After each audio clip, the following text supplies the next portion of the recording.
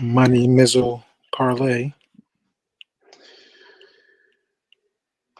Oh man, it's been a long time since we've been live doing picks. We've been running it back with recordings and edits and stuff like that. But we wanted to give y'all just a sneak peek and do this thing live on a Wednesday night. We got the games on. This is Money Pot. That's Sharp. That's Diddy. Let's go.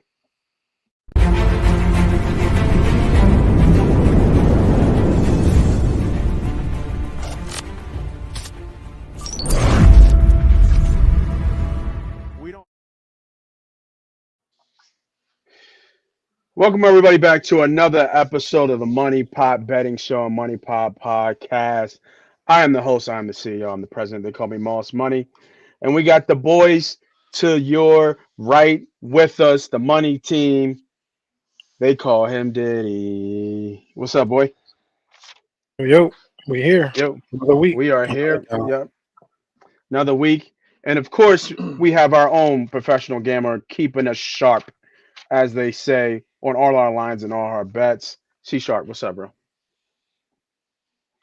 What's up, guys? Late night window shopping. I love it. Wednesday night. It's a good night to be here. Props are out. I like it. Yeah. Um, so we are here to talk about college football and NFL week 9, college football week 10. We're going to first, as we always do, we're going to start with the recap of the day. Let's bring up the numbers, see where we're at. As always, we want to make sure that we are transparent with you guys so you know where we're at on the number. Been doing okay in college, man. I must say, been doing okay in college. So last week was a light college day for me. I went 2-1, but I was only up a unit on the day.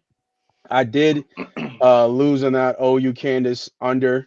I mean, they started off the game with them a pick six, so that was no good. And I didn't even bet the Penn State over game. That was actually a game a lot closer. I went to go bet it after the show. I think it was like a day or two after the show, and the juice was through the roof. It was like, I don't even think this is right. I put 139, but I think when I saw it, it was like minus 145, 148. So it was a no bet. But I gave myself the win because that was the bet. And then we crushed our teaser, our opening teaser that we put together live on the show. So we crushed that. So I had a heavy unit on that. So we started off the week right. So with the number still kind of hovering around 56%, still up big time, 16 units through 10 weeks of college, man. That's a good day. That's a good betting streak. Let's keep it running. Let's keep it going. Let's switch it up. Looking at you, Diddy, you had a pretty decent day as well. You were pretty heavy in college. Louisville crushed for you. Wyoming got you, but your Wisconsin team total, Colorado team total unders all Excuse look me. good. Oregon State and Arizona over lost. You had a Oregon and Oklahoma State that crushed. I thought you had maybe one more teaser or two. Keep me honest with your teasers. I just can't keep up with them, man. You go be going nuts on these goddamn teasers. Um, did you get my 14 one? I don't think so, but I see that the Which I think that lost. So it'll be because I had Maryland to win. I had Maryland at Northwestern, and they lost that game. Fucking bums. yeah. Let me zoom in a little bit. I didn't know my thing was back that far. All right, so we had a teaser. Get that updated. Football, NCAA, and you had a full team teaser that lost. Uh-huh. Minus 140. One loss. Minus 1-4. All right, bet. All right.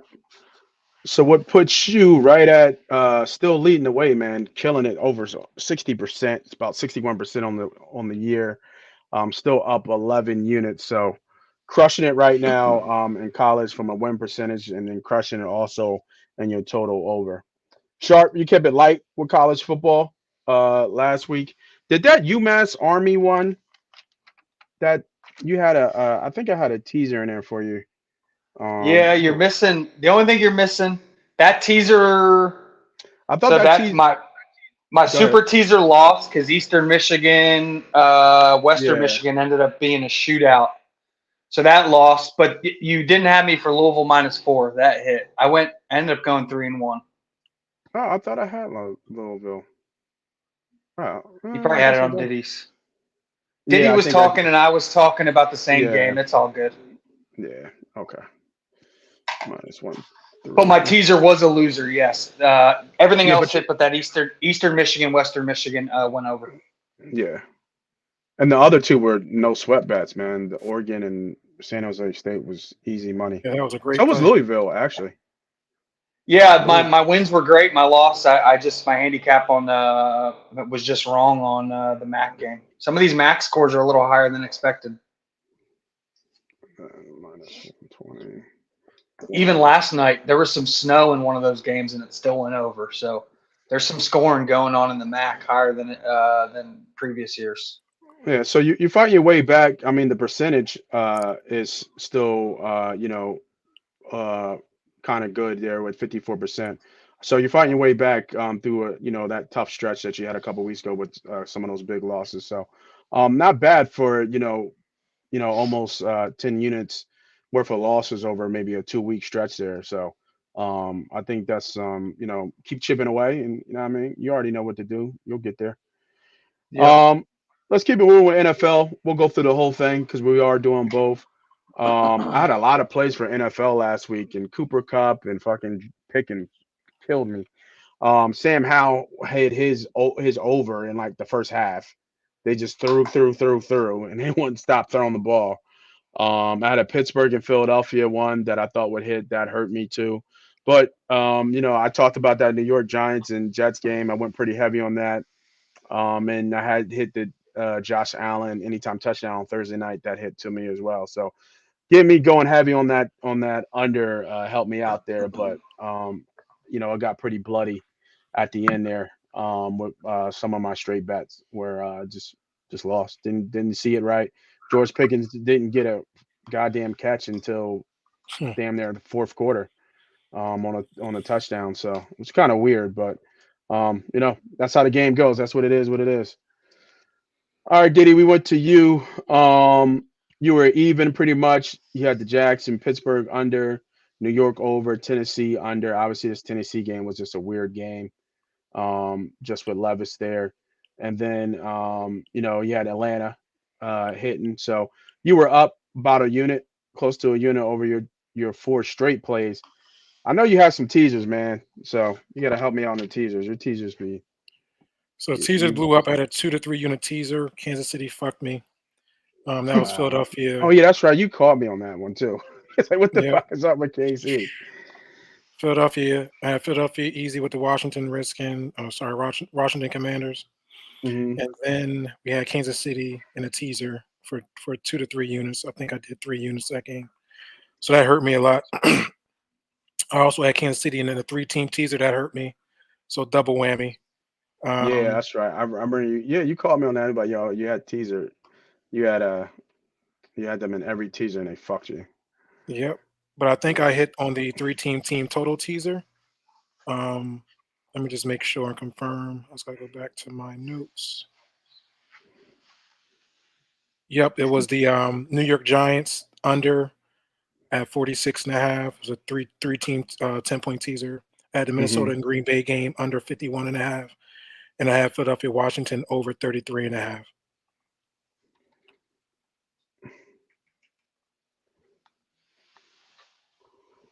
And what was that? 1, 2, This is a one unit 1 play. unit. All right. One Yeah, unit. KC.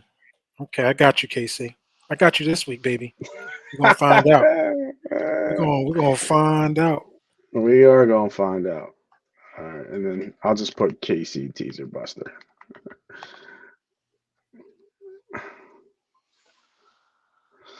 All right. All right, let's see where it's at. Put you down a little bit here on NFL. Yeah, Um, I mean, it's hard to keep back to back winning. weeks. Yeah, I guess that's tough. it's just tough to keep winning. So, like I said, we know you'll fight back. It was, and if you think about it, you had a horrific week last week, right? You missed Hmm. all of them It was on last 0 and week. 7. Yeah, it's last week. So, that makes kind of sense where you're at. So, we'll see what you're cooking up this week. We'll It's see a if we lot get of back red in though. it. Yeah, yeah.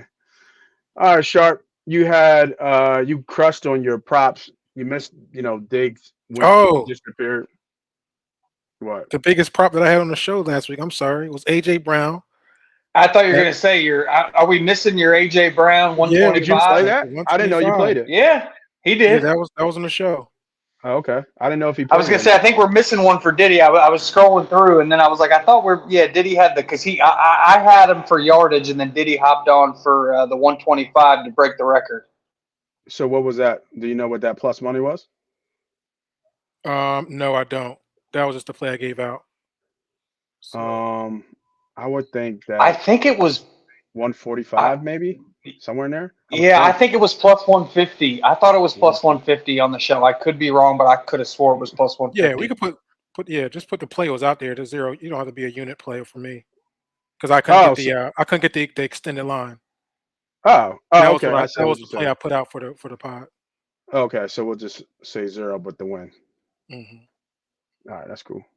Yeah, because remember I I thought didn't his get the alt yards. I thought his alt yards were on there. 125 plus. not for I couldn't get it. He didn't I bet couldn't it. He get didn't bet it. yeah I couldn't bet it because I I couldn't got get you. that I extended got you. I got 125. you. Yeah. But I Yeah. knew I got I you. was saying that on the show. Um, All right. Yeah, and the only thing I will say, it wasn't up yet, but I did say it on the pod, and I texted. I did hit the Hassan Reddick over Hmm. 0.75 sacks.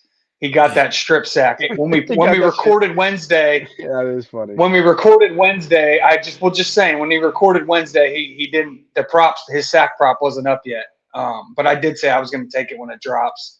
Yep. I did have a good prop day. I was seeing that. I felt like I was seeing that Commanders-Eagles game pretty well. I even said that I was going to take Commanders because I thought the push was there. I said at 7.5, you smash Commanders. At 6.5, 6, you probably take Eagles. At 7, I'll take Commanders. And I kind of thought the game was what it was. They always kind of have our number, like matchup-wise. Speed Mhm. kills our secondary. I don't know how many times I got to say it. For whatever reason, I don't know why Miami didn't threaten us vertical. They did a couple times, and they just misfired, or a couple plays go a different way, and that game's different. But Miami Washington just has our number. They just threaten us vertically, and our guys bail, and then they hit us underneath. Well, I think Miami kills everybody. So. Well, I mean, like Miami, I was surprised that they didn't get vertical on us as much as Washington does. Like Washington and Miami have similar 11 personnel skill sets that like all three of their guys can fly, obviously. Dude, Washington's not far behind. All three of their receivers run 4.3s. Like they're a track team. And that gives Bradbury, he can't really run anymore. He gets out of his back pedal. We know Slay likes to play 10 yards off. So guys that come at him full speed at 10 yards and then hit the brakes, he usually kind of bails. So I don't know. Teams that threaten vertical are just going to give us problems. Yeah. So, like you said, you had the props pretty taken care of. You had Diggs. That was the only one that kind of bit you. But I mean, if you look at your props, you were 4-1 in your prompts. AJ Brown, McLaurin. His over was easy. I think Houston, Carolina under. I didn't put the under here, but I think that hit. Yeah, I never remember you said you want to bet Kamara when it came out because we didn't see it that day. The Philly Washington under hit you up pretty good here, and then obviously Reddick at the end there with the 0.75 sacks. Yeah. But hey, he saved me. A hit. He saved me on that. The AJ Brown one, yeah, you're good. I was gonna say the AJ Brown one. I have everything. You talking about the units? Yeah, I had everything. The only thing that was I had everything at 2 units except for the teaser, which was 3 units, which hurt me. Damn, Will Levis. I did not anticipate Will Levis kicking my ass like that. Yeah. You said you had all these at 2 units, except for Yes, I thought sir. I had them at 1 unit. I had everything was 2 units except for the teaser was 3, and that's minus 140 juice, so that got me.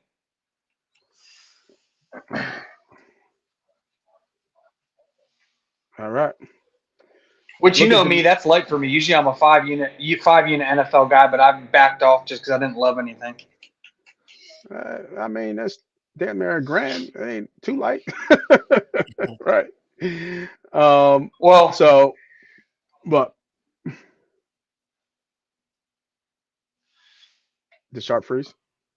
I got to Oh, do bankroll management. I've been losing money in college football, so I had to do a little bankroll management in the NFL just to kind of getting like a little squirrel. I got to throw Mhm. acorns to the side. So I might be just slowing the bet size down a little bit because, like we talk about, I think these lines get sharper and sharper. When we get into the NFL show here at the end of our college football show, I mean, I don't know about you guys, but it's slim pickings on lines for me. I'll be hitting more props than lines again this week. It's just, for me, it's hard to see value. These lines are so sharp. Yeah. yeah, yeah. Agreed. Agreed. So leading the way, as a big dog in NFL, up almost 60 units. Our bet unit sizes are $100, so you can do the math. Hitting 66% on the number, which is amazing. Through 9 weeks of college football, I'm sorry, NFL football. And like I said, and I said it before, you know, it's getting redundant as we say this, but even with the numbers, some of the numbers that we have with some light numbers, um, even some negative numbers here, we are still way up if you bet as blind across the board. Between the three of us, we're up 20 units in college, and then between the three of us in NFL, because of sharp disregard for unit sizing. Just betting away. We are up almost 50 units across the board. So when you look at that, we are Thank you, up Sharp. almost 70 units across NFL and college, which not a lot of people can say. We put up video, we put up our receipts, we put up our tickets.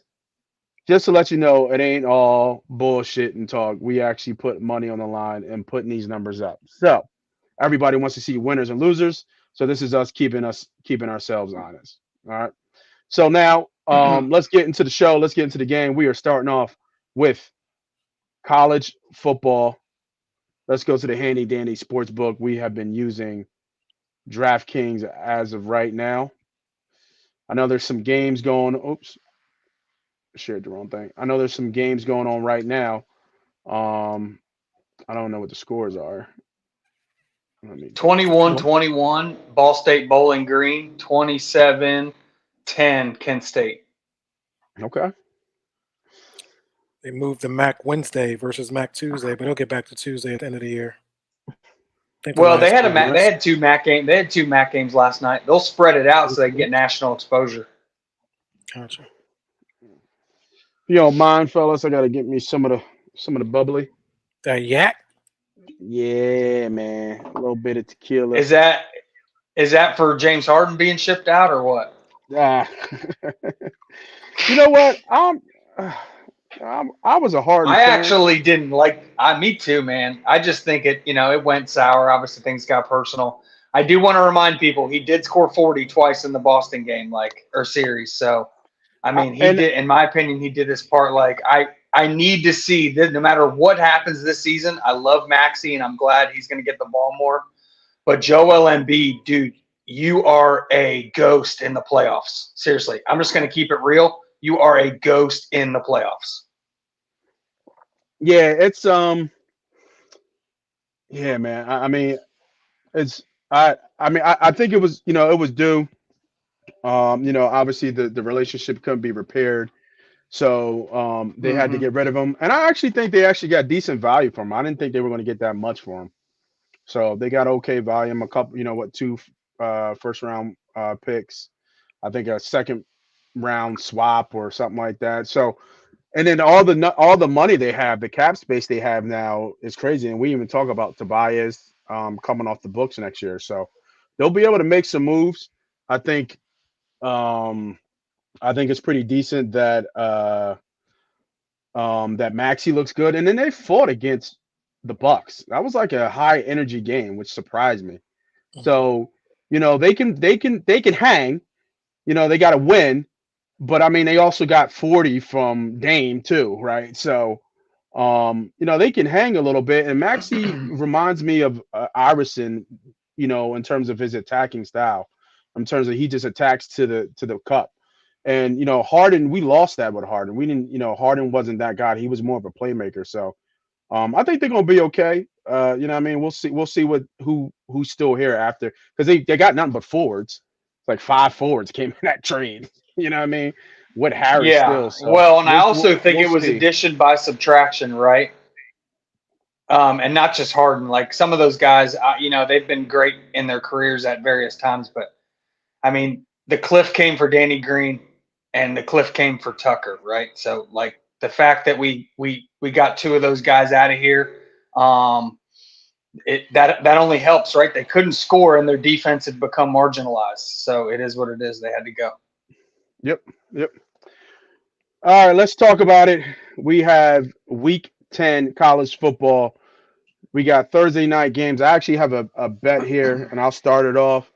We're going to this Wake Forest and Duke game, the battle of the beat up quarterbacks, and that's the handicap that I'm leading with. We talked about how Riley Leonard does not look any good. He came out of that game last game with a hurt ankle. It does seem like he's going to play this game. I haven't seen anything where he's not going to play this game, so I expect him to be banged up as well. And then the Wake Forest quarterback, they've had a quarterback carousel themselves, but the latest Wake Forest quarterback hasn't thrown a touchdown pass in 3 games. So, and Wake Forest is going to Duke, right? Where Duke is a tough place to play. They're going to rely on that defense. I think the over in this first half is a little too high for me. So I like the first half under 23.5. I just don't see how these teams are really going to score unless there's like a defensive touchdown in this game somewhere in the first half or something like that. But I mean, this kid from Wake Forest hasn't thrown a touchdown in 3 games. You know, Riley can't run, and now he's getting exposed that he really can't pass. So give me the under all day. Give me under first half. I think this ticks down to maybe another point at 22. Even at 22 and a half, I still like it. Once you get to that 21 number, if it ever gets there, I would kind of be wary of that just because of the key number of 21. Like I said, a defensive touchdown could be here. But yeah, give me the under 23 and a half in this Wake Forest Duke game. I think that's going to be a 1.5 unit bet. I think that's where we're going to sit on that one. All right. All right. Let's keep this thing moving. Friday. I got some more bets on Friday. I got these early bets, man. I like these early games, man. I got these early bets. And I'm going with my team, man. I've been following them for a while. I've been betting on them here and there. Colorado State. I really like Colorado State in this game. These boys are 5th in the nation in throwing the football. This cat, I forget how you pronounce his name. It's and it's like a good Italian name. But Colorado man, State. Colorado Who State cut? kid. Yeah.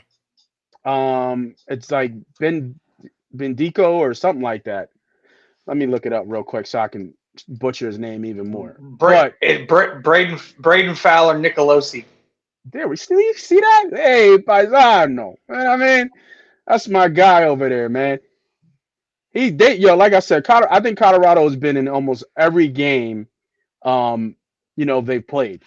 There's a couple games obviously they got beat up, and but for the most part they've been in every game they played, and especially first half. I went back and looked at the last 5 games. They've either been winning or only losing by less than 3 points in every first half game in the 5 games, even though they're 3-5. And then Wyoming just coming off kind of embarrassing loss. Now I get it. It's tough to play in Wyoming. But Colorado State's played some good teams. UNLV, Air Force they hang tough with. Washington State, when Washington State was looking great in the beginning. Obviously, I mean they could be 4-4 right now because they probably should have beat Colorado in Colorado. in that game. The Colorado got lucky that game. So that's not saying much. But Colorado State, the quarterback can sling it. I think he's top 3 or top 4 in the nation in passing. Like I said, this offense, they're always going to be able to throw the ball. Miami's more of a running team. I like Colorado State plus 3.5. I think they keep this game close. I think they might even can win this game. I haven't watched a lot of Wyoming football. Brent, you bet So on them last week. where do you have it at? Plus 3.5 first half. First half. Yeah, so you just got to be mindful. I've watched Wyoming a little bit here and there. They are a very, very tough team to play at home. I think there's some that's what I altitude there figured. too, but I think Colorado State has altitude, so they're used to that. But it's just a tough place to play. And then also, I think Colorado State's number 1 receiver is hurt, and we're not talking about like, you know, a comparison of number 1 and number 2. No, this guy has double the passes or receptions, sorry, than any other receiver on that team. I think he's down. His last name is Horton. I think it's like Corey Yeah, it's Horton. Horton. Yeah, it's Horton. So that's Yep. going to be a big, big issue when your best player offensively, probably your most dynamic player, is out. So just be mindful of that. That's the big kid I think that was smacking Colorado State that day. Yeah, Horton. Do you? Let me ask you this: with that handicap there, I mean Colorado. yeah, do you think that do you think that's baked into the line? Like, do you think the line is right where it should be? Because that's what I look at it. Because I mean, even though the kid got hurt, the next guy stuck, kind of came up. Kid Ross had 8 catches and 128 yards.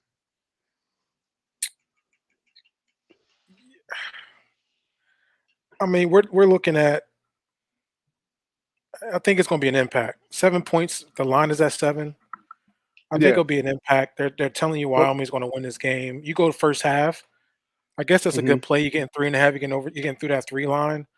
I don't know. I think it's going to be low scoring. I can easily see it being at like a 21-7 first half, 17-7 first half. So just be mindful of that. I think the play's okay. But I think that big time receiver being hurt is huge for Colorado State and how they can move the ball. Okay. Well, let me ask you this: if he was playing, what you think this line would be? Probably about a point and a half. Probably like 5, Okay. 5.5. So Yeah, you I think think he's it's worth that much? Okay. Yeah, for that's them. kind of what I was I saying. mean, Yeah, for them. Yeah. his targets are crazy. You know what I'm saying? He's been targeted close to like, I don't know. Okay. I wish I can find that stat on 96 targets.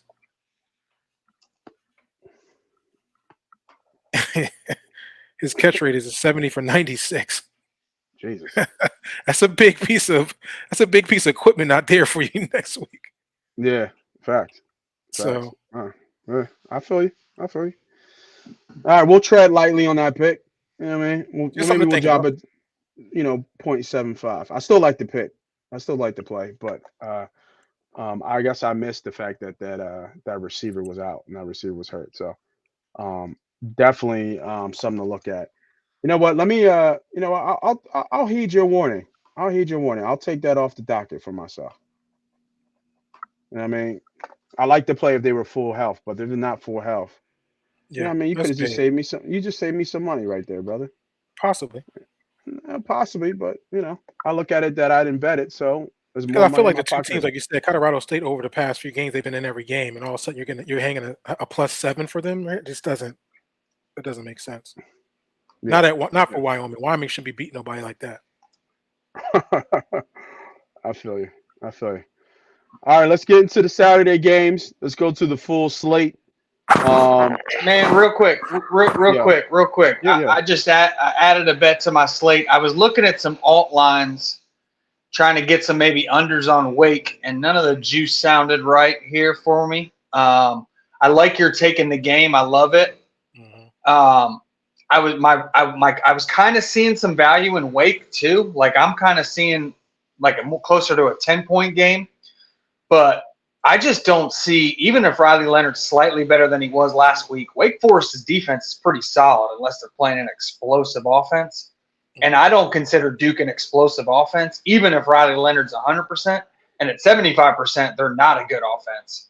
Give me under 45, 2 units. And I got push protection if somehow this is, higher expected scoring, 24-21 type game. Somehow if Wake kind of scores backdoor like. So I think under 45 is just good value. I'm not even sure Wake even gets to 17 to make it too much of a worry, but I like under 45. Nice. Yeah, I like that. I Like think the that was a good take for you for sure. I was leaning the under there too. What about Wake Forest's team total? I think that's something to look at too. Is it what about what? Well, that's what I was looking at, and they have so many lines out. Yeah, that's the switch that I saw, and I guess they were getting beat up on the team prompts. You have to choose the prop now. Yeah, you have to choose. Like if you see Diddy, you got to choose the prop now. So Diddy, like your minus 110 line, which is essentially your base juice. Your minus 110 line on Wake is 15.5. Yeah, right. That's what I said. 15.5. Yeah. Okay. But look at the juice on 17.5 is minus 166. Like it's insane. Yeah, so that's why I'm saying, like, I don't even think they get to 17.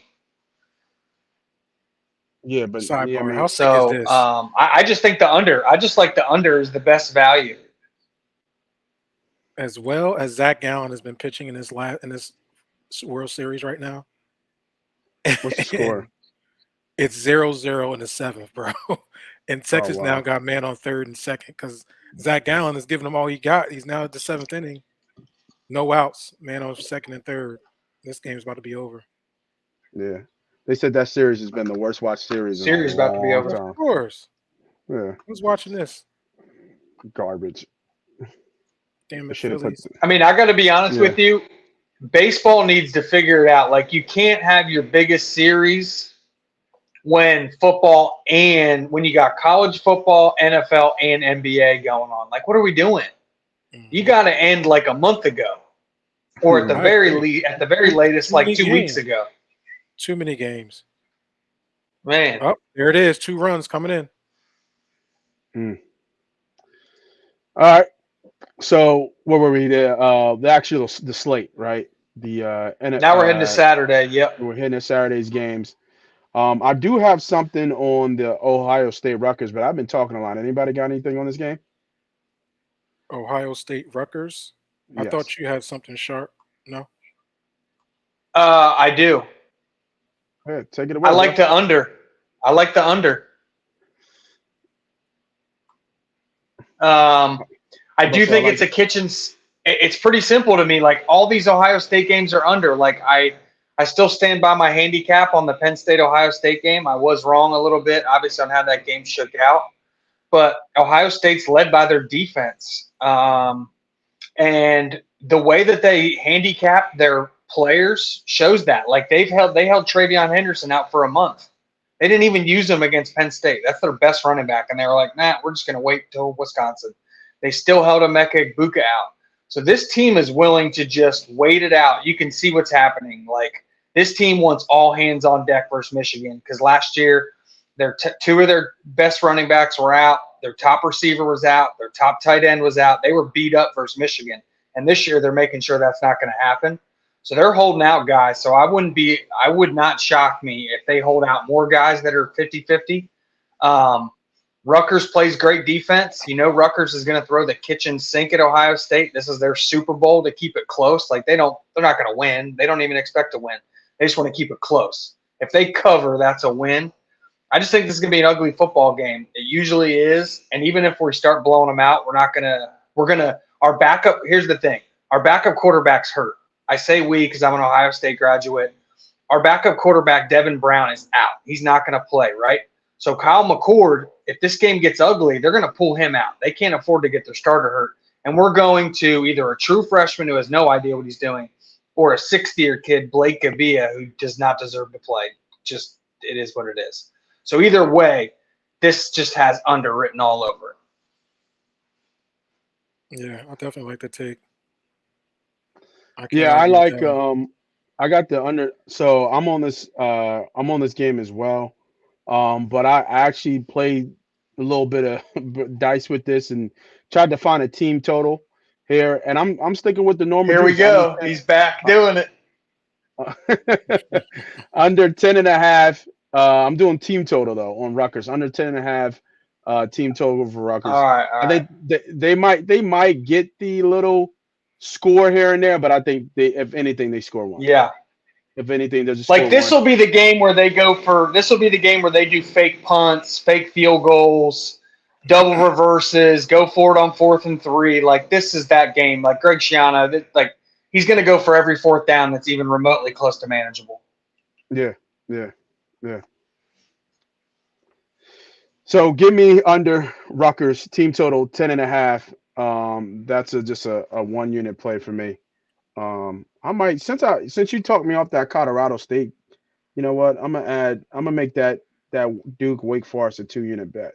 Since you talked me off the Colorado State game, did he? Sure. I thought that money up there because I really like that bet. I think that's a solid bet. So like I said, Rutgers team total under 10.5. I don't like this team. I want the books to hang the line. I don't like that we have to pick the Yeah. line. You know what I mean? Because there's some stuff in here that's like, look at this. Look at this. Under 13.5 is minus 180 for Rutgers. Yeah. They would have never Yep. hung that They've been line just once. They've been getting pounded. No. Pause. All right. Let's keep this thing moving. We got bets and more bets. It's been a while, man. Shaquan, man, what's up, bro? Why is USC underdogs this week? Well, Well, they're playing Washington. They're playing Washington, bro. That's why. We'll get to that game, though. We'll get to that game for sure. You know what I mean? Go Huskies. All right. Let's keep it moving. Let's go. Here we go. Let me look.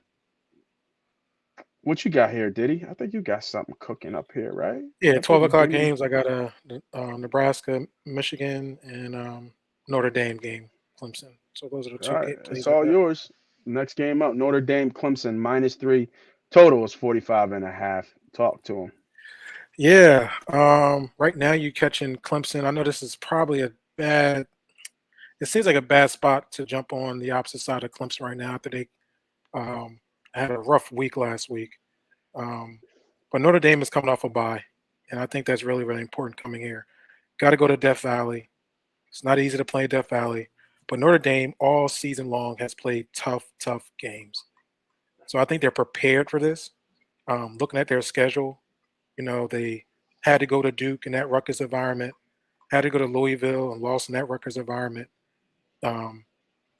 Played USC, Ohio State. They had to play in a tough one. Like these are all huge games.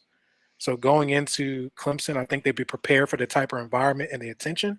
It is a noon game, so it won't be too crazy.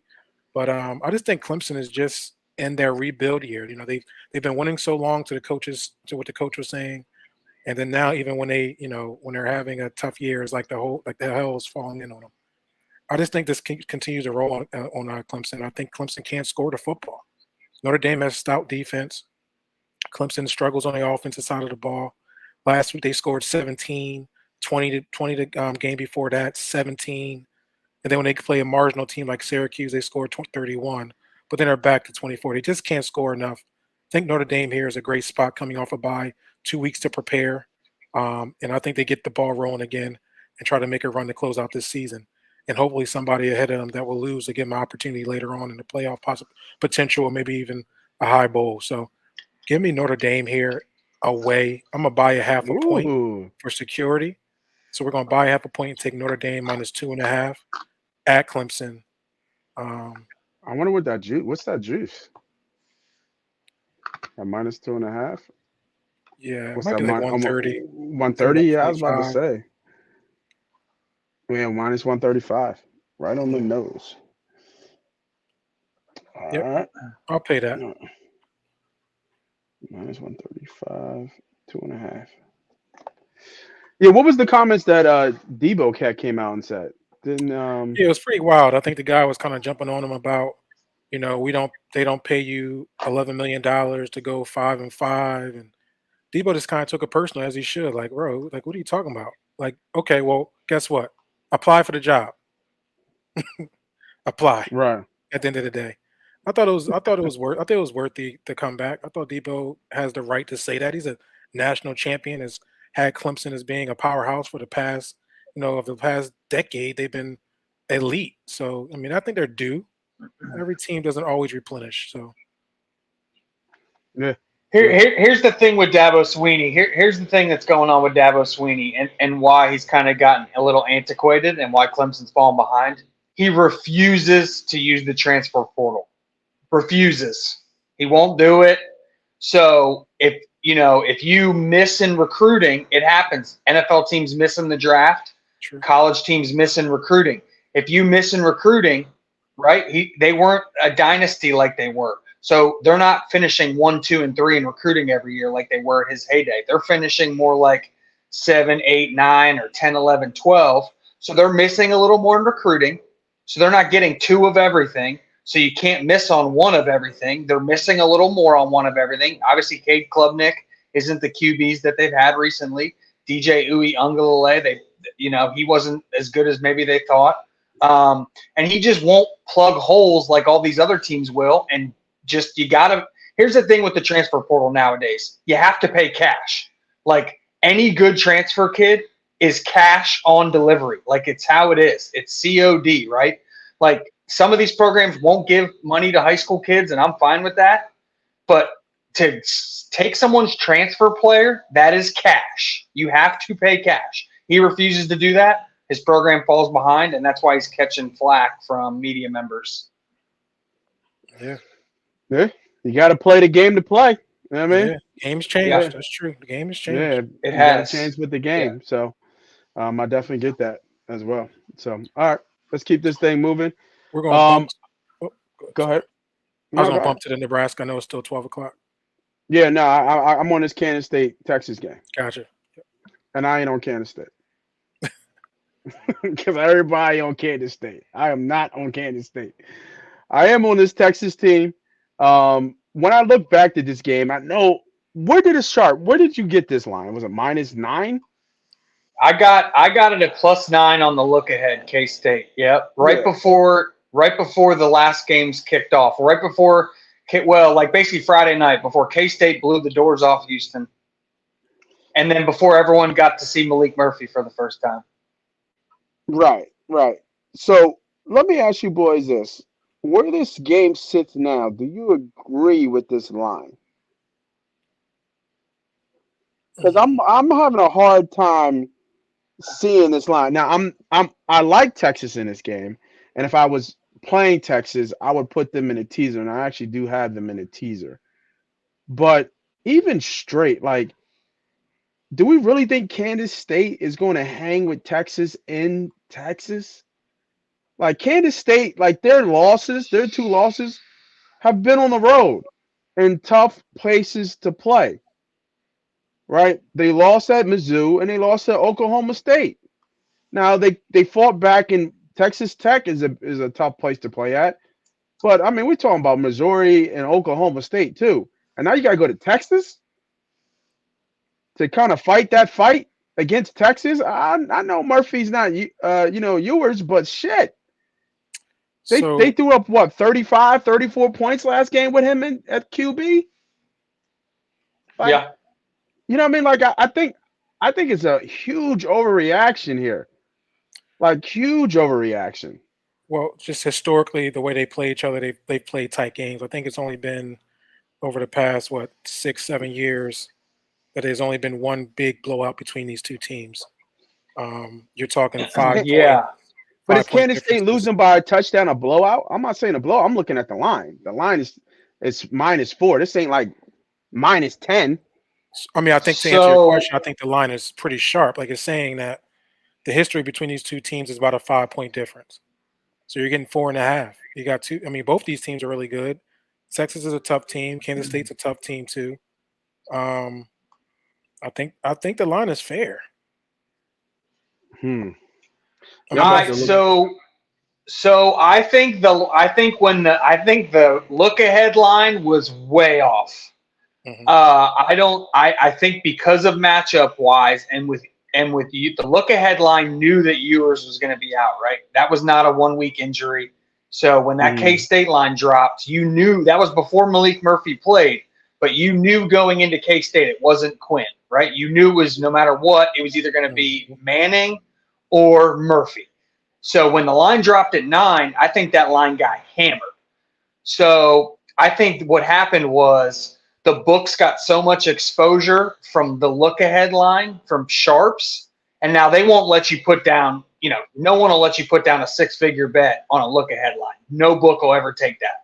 You would need a million runners putting down like $500 bets over and over and over in different places, and then they would finally catch on what's going on. But I do think now that the line is settled, like the new lines come out and then it's been bet down even further, I do think we've started to get into territory where it's trending into Texas's favor. I don't think at 4 I could bet Kansas State anymore. I've got 9, so I love Kansas State at 9. I am starting to look at to middle this. If this thing drops to 3.5, I'm going to start taking Texas and look to hit both sides. So I am with Nate at the current line. At 4, I lean Texas just because I think in the end, this is 2 teams with Malik Murphy. Texas becomes a running team, right? And it's 2 teams that like to run at each other. The difference is going to be ball security and defensive line, and Texas has the much better defensive line. So as long as they don't have 3 or 4 turnovers and lose the turnover margin by 3 or 4, they should kind of win because they're D line. So that's how I handicap it. But I think 9 points is way too much. Yeah, I agree with the look ahead line. I see that, but I'm just like you guys were talking about. They played them tough, and I get the history, right? But I'm looking back all the way to 2017. I mean, Texas has covered this number in every game but one. You know what I mean? So, I just, what I mean, and I know we're talking about some really good Texas teams, probably, right? We're going back. When did Vince Young come out? What was that? How far back was Vince Young? 05. Yeah. Okay, so I'm way off. So who was like in these last like 5 years? Texas, what McCoy? McCoy was No, running it. McCoy is like early 2010s. Yeah. So who was before yours? I mean, they anybody. It could be haven't me. I they might haven't not had they really haven't had good quarterbacks. Nobody worried Not about any Texas. kind of NFL ones. Nobody Yeah, been worried okay. about Texas since Colt McCoy. But I think what they're looking at too, they know that Texas is going to have to be a run team, right? We both agree that. We agree Texas is going to have to run the football. Well, Kansas State Yeah. is good against the run. They're ranked 24th in the country. They only allow 109 yards, I think, on the ground, and they limit the rush attempts. So, I mean, I think the line is sharp. I think where Sharp got the line, and yet at a +9. I mean, God, what a great opportunity there. I wish I had followed you on that. But Yeah. I mean, at plus 4.5, -4.5, I'm exactly what Sharp said. At this point, it's very sharp. You can't go left or right. I don't think I can go against Texas at 4. And do I want Kansas State at 4.5? I don't know. But I did put them in a teaser though. So go Wildcats. All right. So for Kansas State versus Texas, Texas is -4. Total is 49.5. Money line -185. I did do another team prompt here, and I feel like you guys might talk me off this, but I mean, I like Texas to score here, man. I really do. I'm looking at the last couple games here, and they've scored over 27 points in the last 3 out of 4 games. If we're going to be using the numbers, I understand But the. Go ahead. Here's the thing, Nate. On that, here's the one thing on that, and I brought this up just because I wanted to be double just to be sure on this. They beat BYU last week, 35-6, but BYU passed for more yards than Texas did. Texas just beat the brakes off them in the run game, and their defensive line caused hella havoc. So, like it kind of what Diddy said, like Texas with Murphy is going to have to run, and that plays into exactly how Kansas State wants to play. So, what I'm seeing right now is I think this is an under game. Like, I don't think this game gets to 49.5 without a bunch of defensive chaos. Like, I see this as more of a rock fight. Like, I don't think this line 49 to me is like Texas's defense is too good to allow Kansas State to run all over them unless they're just giving them short field after short field. And I don't think Texas is going to let Malik Murphy lose the game for them by passing. So to me, this just screams take the under. Not to cut you off there on your prop, but like I would be a little worrisome on any team total props over, just because I think this game has a chance to be really low scoring. No, I want to win money, right? That's the name of the game. I want to win money. So I'm listening to what you boys are telling me, right? I'm listening to different ways that we're looking at it because I'm better at NFL. I just am. But the numbers are telling me that I'm okay at college, right? From, the recap. But what you're telling me, history and how these teams are play, and it's starting to really make sense for me. I was going to go team total over here for Texas because I think Texas is going to win the game. But I'm going to change my pick here. I like Texas here. I'm going to take the number at Texas -4. I'm just going to go with my gut because I think Texas is going to win this game, and I think they're going to win this game by at least a touchdown. And what is the total, Nate? I mean, I'll tell you right 49.5. No, that just seems too high for a running. This is going to be run versus run. What's the You mean the total that I was going to take? Yeah. Yeah, so the team total I was going to take was over 27.5. Yeah, that's high. That's high. I mean, I was going to take over 27.5. I see this as a first I don't know. I'm with you. I think you took the better bet here, to be honest. I like Texas at 4 much more than I like them to score 27 over. Yeah. Well, I'm looking at the total too, right? I'm looking at the total. It's 50 points. You know what I mean? So I'm looking at it like somebody's got to score, right? And I'm thinking like if I'm on the Texas side, to me, Texas has got to score. It's going to score points. I don't think it's going to be a 21-17 game. I mean, it could be. I just don't think that's what what it's going to look like. And I think it's more likely to be 27-17. And like you said, that's Texas cool. That's kind of cool. strangles them. Yeah, but my feel is in Texas, like I understand the running, but in Texas, like that team is going to feel comfortable in Texas. They just are, when they play. And like I said, Kansas State on the road has not been the Kansas State with the stats and the numbers that we're talking about, right? Kansas State has gotten beat up on the road at tough places to play. And I think, Diddy, you said it already before, you've been on this Missouri team for a while. Amen. And and at that time, they got out of that game and they put 30 points on. Now, obviously, they threw for 360 yards. That was the game that was the game that opened my eyes. So right. But they put up some numbers. But I'm gonna switch the bet. I'm gonna go 1 unit, and then I like Texas anyway. I did like Texas anyway, but when I first did it, it was on per the team total. But give me Texas -4 for a unit. And it's crazy, man. It's the first time I've been talked off 2 bets in the same show. I don't think that's ever happened before. It's all right. That's what we're here for. Yeah, facts. Guys, when that Texas just 49.5 for me, under 2 units there. I just like that under a lot. Like I said, K-State doesn't allow explosives in the run game, and that's how Texas is going to need to score. And vice versa, Kansas State relies on explosives in the run game, and Texas doesn't allow that up. So both these teams, honestly, with Malik Murphy, when it comes down to it, I might even trust Kansas State's passing a little more. But I just think Texas D-line is going to create a little more havoc than Kansas State's will. So I like your Texas bet at -4. Give me under 49.5 for 2 units.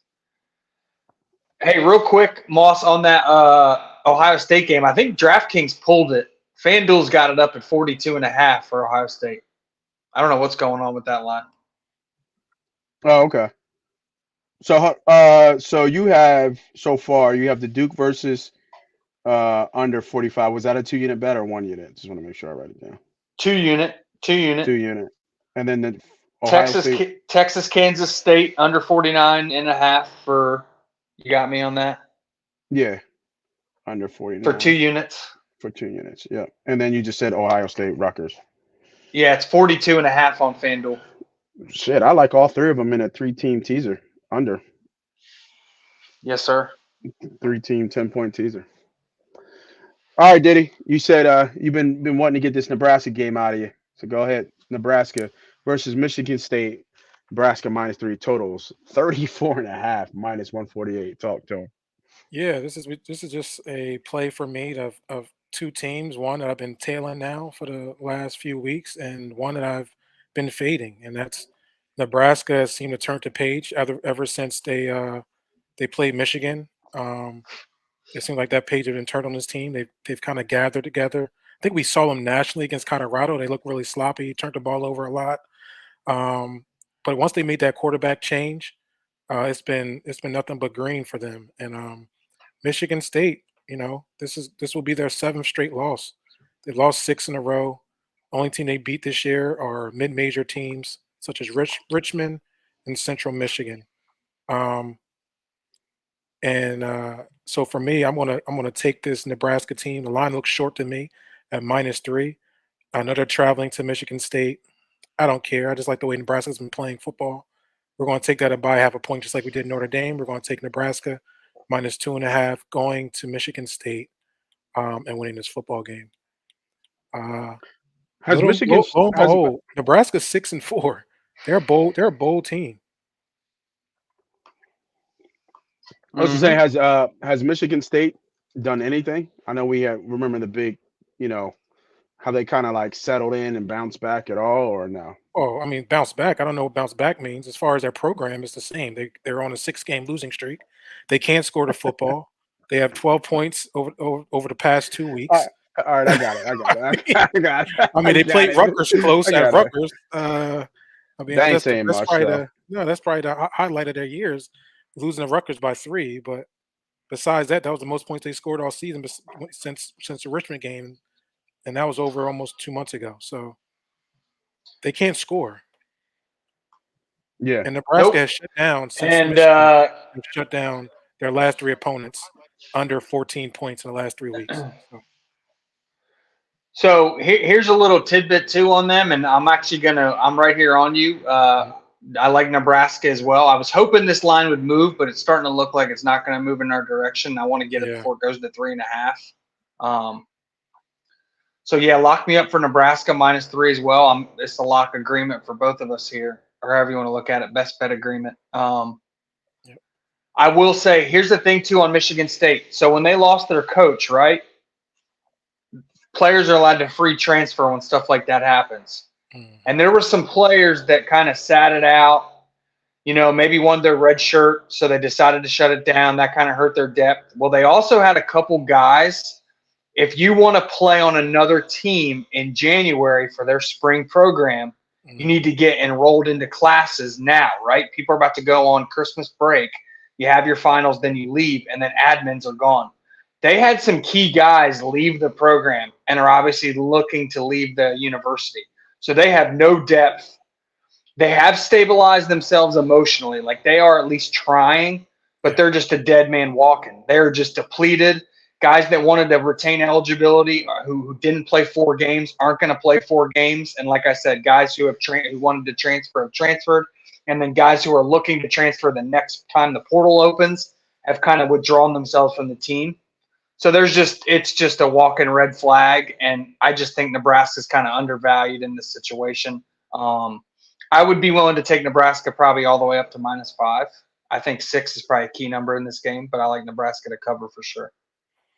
Yep, I appreciate you giving me more confidence there. Make that a 2-unit play, 2 to 3 unit play on Nebraska for me, Nate. Gotcha. That Notre Dame would be probably a 1.5 unit play for that Notre Dame game. Also, cool. All right. I mean, this is a big game for Nebraska, right? Like, if they win this game, one last point, if they win this game, they're bowl eligible no matter what happens. So this is like they got to win this game. Like, this is kind of their Super Bowl, in that whatever happens from here is kind of gravy because they had a good season. Man, we haven't even gotten out the 12 o'clock games. Mhm. All right. Sharp. I think I'm actually done. I don't have nothing but teasers left. I'm not sure, Sharp. I know, Sharp, you already got a couple. You got 4 plays in. And I don't know if we were, did you like the handicaps and you like the angles from our plays, or you were on the same plays as well? Do you have any plays from um the 12 to 2 o'clock games? I think the next game that Diddy has is the Army Air Force game. So wanted to see if you had anything else before I that. do, and I'm checking something real quick. I might have a 2-for-1 special in this game. For first off, I'm definitely taking the under, and I'm talking about Navy versus Temple. I was looking at this game. I don't understand 46 points. I Me just neither. I don't understand how these teams are getting to 46. Especially Temple. I think they're on their 3rd quarterback. I mean, we've talked. I mean, they're dead man walking. They got their doors blown off to them by Tulsa, and we've seen. I mean, Tulsa. Come on, Tulsa is terrible. So, I mean, let's just run through their game. I mean, you had Air Force Navy 17-6, Navy Charlotte 14-0. Now you got Navy Temple, and you set the line at 46. I don't know. Why this not line Navy doesn't make just any sense straight? to me. Temple. I've been looking. I Well- had Navy in here circle with a question mark. Like, am I going to bet Navy here? At So -6.5? I'm looking at Navy, and I like them. My only thing is, like, they were in a similar spot like this 2 times this year. One, they covered easily and shut out Charlotte. The other time, they laid an egg versus a bad North Texas team. So Well, I North do Texas like- can throw the ball though. Like North They Texas they can move the ball a little bit, so that might be why on that. And North Texas, and that's what I was just looking at. North Texas got up on them early. Navy had a bad turnover, and so North Texas got up on them early, and Navy had to come back late. So I do like this. That's why I was saying 2-for-1 special. So go ahead and give me Navy laying the points -6.5. I do think this could get to 7, and I do think under 46. I just don't think Temple's going to score enough to keep up. I just see this being like a 27-17 type game. At most, like I could see Navy just squeezing them. Diddy, you're not touching Temple with a 10-foot pole. I just know. And I live in the city, so Yeah, we're in Philly. And those, Not and those are just 1-unit plays. 1-unit plays, nothing crazy. Those are, I don't love either team, but 1-unit plays for sure. And that total will be in a teaser for sure. Yeah, I agree with that. Yeah, I agree with that. All right, Diddy, I think you're up next. Army West. Well, I said Army West because it said it, but Army Air Force -18.5. Total is 31.5. Money line is -1100. Are we looking at this total again? Because I know about these academy games with these totals. So this is a team total for me. Surprise, surprise. Okay. Listen, man, Air Force is one of the hottest teams in college football right now. They're arguably having one of their best seasons recorded ever for Air Force Academy. And the Commander-in-Chief trophy is at stake right now when they play Army at home. That's why the spread's so high. I don't think I've ever seen a spread this high between these two. I mean, that'd be interesting to look at it right now. But let me take a look. 18 and an 18-point spread in a total that's 31.5. Like, Yeah. that's crazy. Yep. So we've had highest totals in 2019. We had a 17 Army spread, and we had in 2015 a 16-point spread, but never as high as 18.5. So this is what I'm looking at here. I think I can get a deal here looking at the team total for Air Force. I think Air Force will continue to score the football over their past few games. They have been scoring the ball 30, 17, 34, 49, 45, 39. The key one was looking at Navy and the Air Force Navy game. They scored 17 points. What is the line here against this terrible, terrible Army team? I think the Oh, wow. Look, Sharp. They actually hung the line. It's over 19.5 -238. Oh, wow. Yeah, Holy moly. Have you ever seen that on a sports book?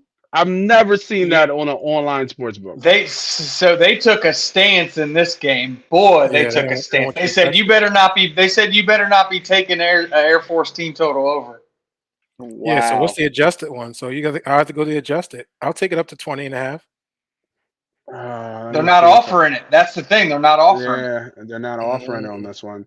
How crazy is that? On all the other games, you get the pick, but this motherfucking game, they Yeah. said no And way. it's still early too, so we'll see what happens closer to the tip off. But No, they, I they would have to say alter this game. for Alternates. the Yeah, here. viewers, I would take Air Force team total up to 20.5 in this game. 20 and a half. Yeah. Let me see. Let me look real quick on FanDuel I because think they now scored because 21. But I can see them stopping at 21. Maybe I mean, 23. here's my thing then. If you think they're scoring stopping at 21, I mean, like you don't think Army's scoring or you think Army's covering? I was looking at this 18 and a half like that's an Army like you almost got to take Army. Yeah, well, Army's real bad. I know, but like if Army scores 10 points, how the hell is Air Force covering? Yeah, but I'm not putting my money behind it because I'm praying that the Air Force blow them out the door. And hopefully about What 20 wa- and a half what gets there. what was Army's team total? 10 and a half? I don't have that. That was you, Nate. Did you see it? Army's team total. I'm sorry, I was looking at the other side. Let me get back. I think it was No, you're good. 13 and a I half. knew what you were looking at. Yeah, what's our 13 and a half. Yeah, it's 13 and a half. Hmm. No, you hold on. Army no, that's Air Force. They don't have armies up. It's just Air Force. What's No, the no, I'm first looking half? at. What's the first half team total? Let me go back. First half team total is 13 and a half. That's what the 13 and a half is. Yeah, I'll take that too. So hold on, hold 13 on, and a hold on, half. hold on, hold on, hold on, hold on. Hold on. Let's stop for a second. This So the doesn't even first make sense. yeah, that's what I said. The first half is 13 and a half. The Well, second half is 10 and a half, but the total is 19 and a half. yeah, but to look at the juice. Hold The on, hold juice is on, crazy. hold on, hold on. But how is their team total 19 and a half and the spread's 18 and a half? What are we doing over here? They don't think they're going to score. But then why is the total at 31? That's true. Like something done. Yeah, he's over there sipping like we on to something. What's go like I don't Hold on, that's what I'm saying. This line doesn't make sense to me. I don't let, understand. That's let me why I'm look at waiting on an Army FanDuel. team total. It just doesn't make sense. Let me look And at if you look at it, FanDuel. Air Force team total touchdowns is over 2.5. So that might actually be the play. That might be my No, play here. I think the play is Army plus 18 and a half. That's the play. Army plus it. Yeah, I can't get behind that. But I hear what you're saying. I mean, the 18 and a team half. total is at 19 and a half, and you're giving me 18 and a half in a game that's 31. I mean, bro, one fluke special teams play, one fluke turnover, one fluke busted assignment. Like, basically, if Army scores 7, I'm in. Yeah, it is Here's a interesting. oh no, here's one on FanDuel. They have a spread total double points play. It's Air Force minus 18 and a half and under 34 and a half for plus 270. Dude, how is this line 18 and a half? This has been staring at me all week like a flipping trap because it literally makes no sense. And I've yet to see an Army team total from any sports book to verify what I've been looking at. So I'm like, I don't even know what's going on. How is Air Force's team total that low and the spread that high? And then here's I an mean, I don't think they can score. I mean, we got to look at it over the I know, past 2 to 3 weeks. They haven't scored. They haven't scored. They have 0-0. It's 2 donuts on the board over 2 of the past 3 weeks. They played Massachusetts, and I God, know, but I then mean, why the hell are you hanging the number at 31? Then put this at like 28 so nobody bets it. yeah, right. But they can't. How look? I mean, come on, Sharp. I know it don't make no sense, but damn, how low can you make a total? You probably just take it off the board. he said, "You're right." You know I what's mean, gonna happen? how low? They're gonna have They're going to hang an Army team total like 30 seconds before kick just to say they offered a line. It's going to be like 6.5 minus It might be 1,000. less than that. It might be 3.5. It might be No three and a way. half. Yeah. it Have might you ever be. seen 3.5? On the team No, total? not on Yeah, a team team total. total. No, not on Not team unless it was a live team total. Yeah, live, but not No, like I've never seen a before. pregame. I've never seen a A pregame. pregame I've never seen a 3.5. pregame team total. So here's another one in FanDuel. Air Force to win in under 34.5 points. Minus 145. That's Air Force to another. win. Yeah, like that's crazy. They're giving you the extra field goal. Dude, that's a pretty. I mean, that's not that's a pretty bad parlay. Like, think of how heavily juiced that is. Oh, That's here a we go. 2-for-1 parlay essentially. Here we go. So it is on FanDuel. Let me stop sharing this, and I'll share FanDuel. They have it on FanDuel. They don't have it on DraftKings. It's funny. I forget what it is, but I feel like FanDuel is a step behind, if I'm not mistaken. Like they're always kind of like a step behind. But the home, so Air Force is 24.5 points total, and Army is 6.5. 6.5 is what I thought it would be. Yeah. You like the 24 still, did he? 24. For Air Force? For Air Force. Team total? Yeah. No, I said 20.5. Yeah, but you can't. I don't think. Oh, you're saying on the alt line. Well, I'm saying No, if that's not it goes up to 20.5, I'll take it all up to 20.5. at The team over total. under? You talking about under or over? What was your bet? I'm sorry. Over. Team Oh, total over. up to 20.5. Obviously, I'm not going to pay $202 juice. So we won't take it at 19.5. But if it gets to 2, I can see its alt line at 20.5, I will. Okay. Yeah, they got it at 20. What do you think about 24.5?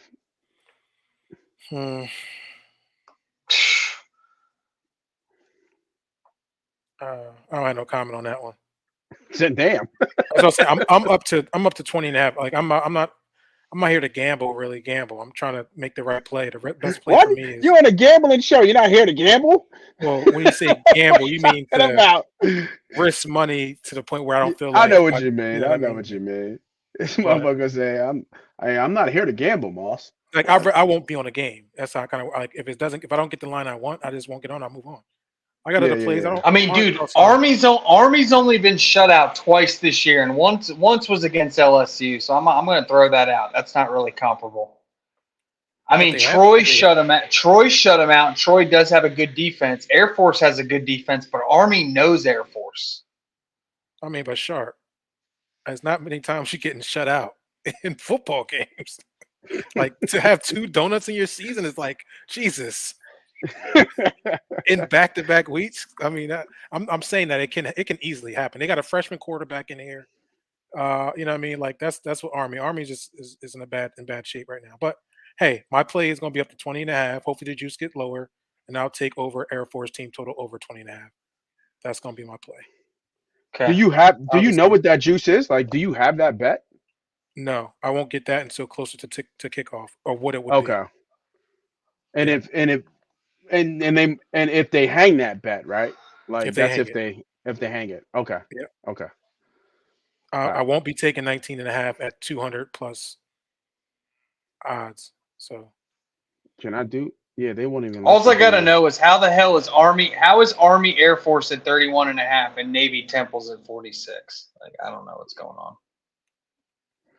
All right. I'm either walking in. I might be walking into the trap of the year on that Navy game. We'll see. All right. Let's go back to the other sports book. That was just a quick drop of that one. All right. Let us keep us moving down the line here with some more bets, more picks. If you guys are just watching, make sure you hit that like, hit that notification, hit that share button. Tell a friend to tell a friend, man. Tell them what we're doing out here. And that's giving back to y'all, giving back this money back to the community. sure. So, we keep it rocking, keep it moving. There is a way to sports bet as either a side hustle or if you want to take it to another level professionally. as well as your main source of income. But we're doing it as a side hustle just to show you that it is possible, and all the numbers speak for themselves. This is us breaking down the lines and the games and the bets. This is what we do. So, like I said, tell a friend to tell a friend. Numbers don't lie. People do. So this tequila is catching up with me. I'll tell you that. There you 'Cause go. I can feel my words slurring, and I'm thinking about what I'm saying kind of when it's so repetitive.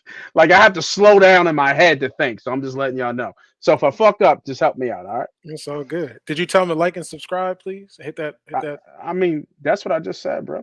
All right. Well, let's Where make you been sure. at? Let's make sure we say it again. I Please like mean, and subscribe for us folks over here. yes, So we for keep this sure. thing going and Yes, rolling. sir. It's late out here. We're working hard. We Mhm. are. We are.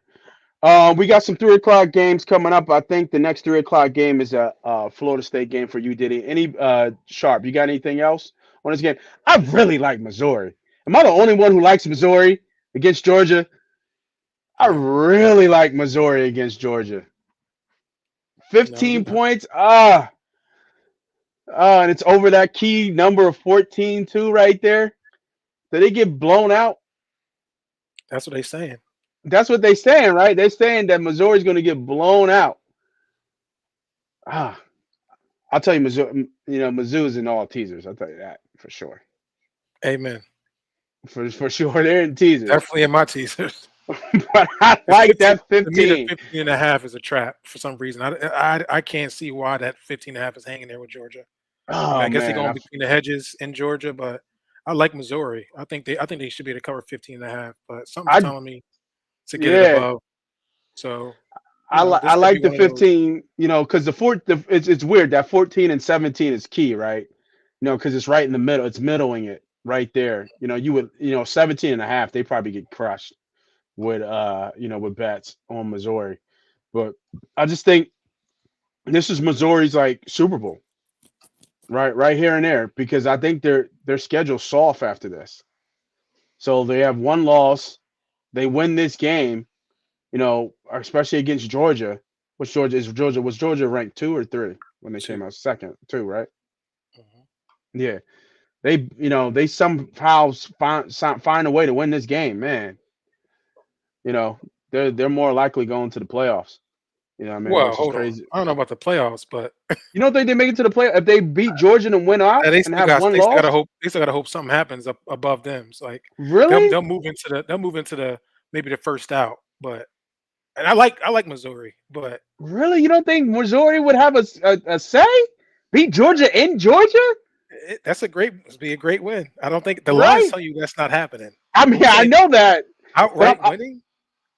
I Then if you feel that's going to happen, I would then put the money on the money line. Look at the plus money you're going to get right there. That got to be yeah, what what's that? plus 600. No, it's plus four No, something. plus 490. Plus Plus Shit, 490. plus 490. 5. Take it. It's worth it. I might It's worth sprinkle a it. little bit. It's I worth might it. sprinkle a little Missouri's bit. tough, man. Missouri is a tough team. They can throw the ball. They can spread you out. They play good defense. I mean, but we've seen Kentucky come in there, and we thought Kentucky was going to keep things close with Georgia, and they smacked the bullshit out of them. Hmm. So that's what the line is telling me. It's going to be like another Georgia Kentucky game. But I think Missouri can keep up with the spread. And they're definitely going to keep up with my teasers. So I feel that. I I got mean, this will the be interesting because Georgia hasn't played a team that can pass out of 11 personnel like Missouri can, right? Mhm. So Mookie Cooper, obviously Luther Burden's a superstar, and then they got the kid that transferred in, Theo Weiss from OU. So they will spread you out. My thing is Georgia offense is clicking, and I do think this game has a chance to be a shootout.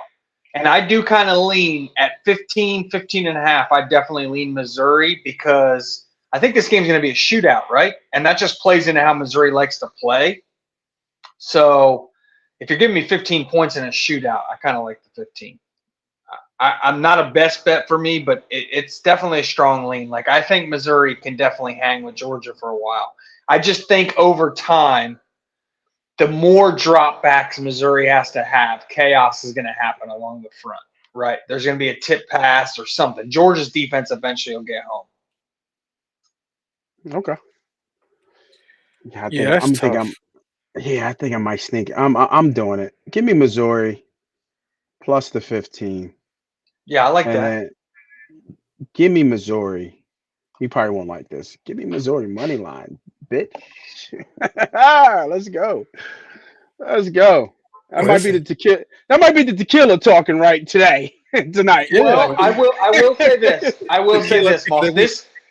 I will say this, right? If you're going to take a big dog, you want to take a big dog that has a knockout punch. Yep. And I will say this, Missouri, if somehow Georgia has a couple turnovers or a couple bad plays and all of a sudden Missouri gets up big, and remember, Georgia doesn't have Bowers. If all of a sudden it's in the fourth quarter and the game's 35-35 and all of a sudden he's looking for his blanket and his blanket's not there and he's looking to new guys who he has looked good with lately, like McConkey, all of a sudden maybe there's some things that go haywire. So I will say, if you're going to take a big dog with a big offense, and Missouri does have a big offense. So this is what I don't understand, right? And I've been reading, trying to figure out injury reports, everything. I have not seen anything. We don't forget Georgia went to Missouri last year and snuck out with a win. Like that happened. I remember watching that game. I'm like, oh shit, Georgia's about to, and this is Georgia, national championship Georgia, much better Luther team, Burden lit Keely Ringo up like badly. 100%. Now, Yeah. Lovett now transferred from Missouri to Georgia, so I guess they have some insight on possibly the offense that they're running. I'm sure he's talking to the defensive coordinators there at Georgia, but Missouri is not scared Yeah. to go in here and play hard. I love your play at 15. I might throw some more on it, but I already got too much action on Missouri, so I don't want to kill my ticket if so happens. This, just like the Kansas City shit happened to me I was last about to week. say Kansas City, right? So I might just sprinkle something on the money line just for the fuck of it because the line is so juiced. But I will have Missouri in my teaser picks for sure. Facts. All right. Let me let's speed up college because we still got NFL behind us and we're running long on college here. So we talked about Missouri. Go ahead, Diddy. Florida State, Pittsburgh, Florida State minus 20.5, totals 50. I don't even want to talk about the money line. Talk to us. Yeah, this is just I'm just looking at opportunities in these type of games. Florida State going to Pitt. Sometimes it's tricky to play at Pitt. I don't know. I mean, sometimes Pitt shows up. Sometimes they fight hard. So I'm not going to look at the side here. I'm looking at Florida State team total over. That'll be a good play there. I just think Florida State's able to move the ball, score the ball. Um, and if you see over the past few weeks, that's exactly what Florida State has been able to do. Um, we're looking at over the past 3 weeks, they've been averaging damn near 40 points a game. I think for the Yeah, season, they're they're averaging like 38, 35 points a game. yep. So were we looking at for the team total? You get to choose again. The team total is kind of up to you. It's up to me. It What's the is. show? That's the one. What's this? Oh, so yeah. So give me. I'll take the. The 30. So minus 110 is the 35.5. Yes. See that Uh, 34 and a half. 34.5 is minus 125. Is that 30? 33.5 is Yeah, give me a minus 34 and a 150. half. I'll take 34 and a half with the minus 125. All right. I don't like it that they did this. I actually don't mind it. You get more options. You're seeing where the line's at. Yeah, but the juice is crazy. But I mean, look, the line is set at 36 and a half. That's where the line is at. Really 35 and a half. Yeah, but I just think the juice is ridiculous because now they're forcing people who want some of these action to pay the juice. Like it's 2 to 1. Like it opened up at 30, But you 30 can and a now start half. put. But what happens? It helps you out because now you can put these in parlays. I'm sure. I Yeah, don't but think that's what but even what they then, want though. that's what they want you to do. Yeah, they I'll want the t- parlays. They don't want the shit. straight bets. They want the Listen, parlays. Nah. Hey, I'll take some action there with like some high parlays. That's It's like the 30. problem. Now they're taking away all the value on the Yeah, straight up number, and they're forcing you to basically hunt an alt number for value. gotcha. Hey, they gotta get paid. They do. So I'll I, take I the agree. No, they're I'll take hey, the like we 25. talked about the It's week 10 in college football. The books are sharp. If they've been getting hit on team total unders forever, like last quarter of the year, they're like, nah, we're done. Here's your chance. This is where they're going to try to recoup a lot of their money. So that's going to be a team total at minus 125 for 34.5. That'll be a 1-unit play. And then my last straight bet is a 7:30 game whenever you're ready, Nate. Yeah.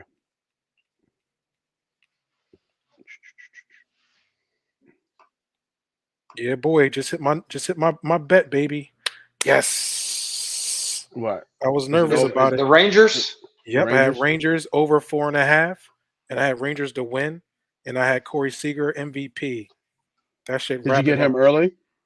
No, I just hit him up just now. I paid that okay. heavy juice, but it was worth it. Yeah. I mean, if it was going to win as long as they won today, it was absolutely going to win. Yeah. So, I mean, I paid the juice. It is what it is. So that was a three play there. I just got, I was nervous about the 4, and I had 4.5 total. I just hit a 2-run home run to go over it. Who? Seager again? No, not Seager. Texas. Texas went up 5-0. Oh, yeah, that game's over with. You said 7:30 right now.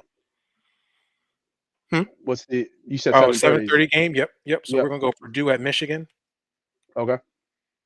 And we're gonna kind of take the same approach as we took against this Florida State game, but we're gonna go the opposite end. We're gonna take and look for Purdue's team total and see what they're looking like.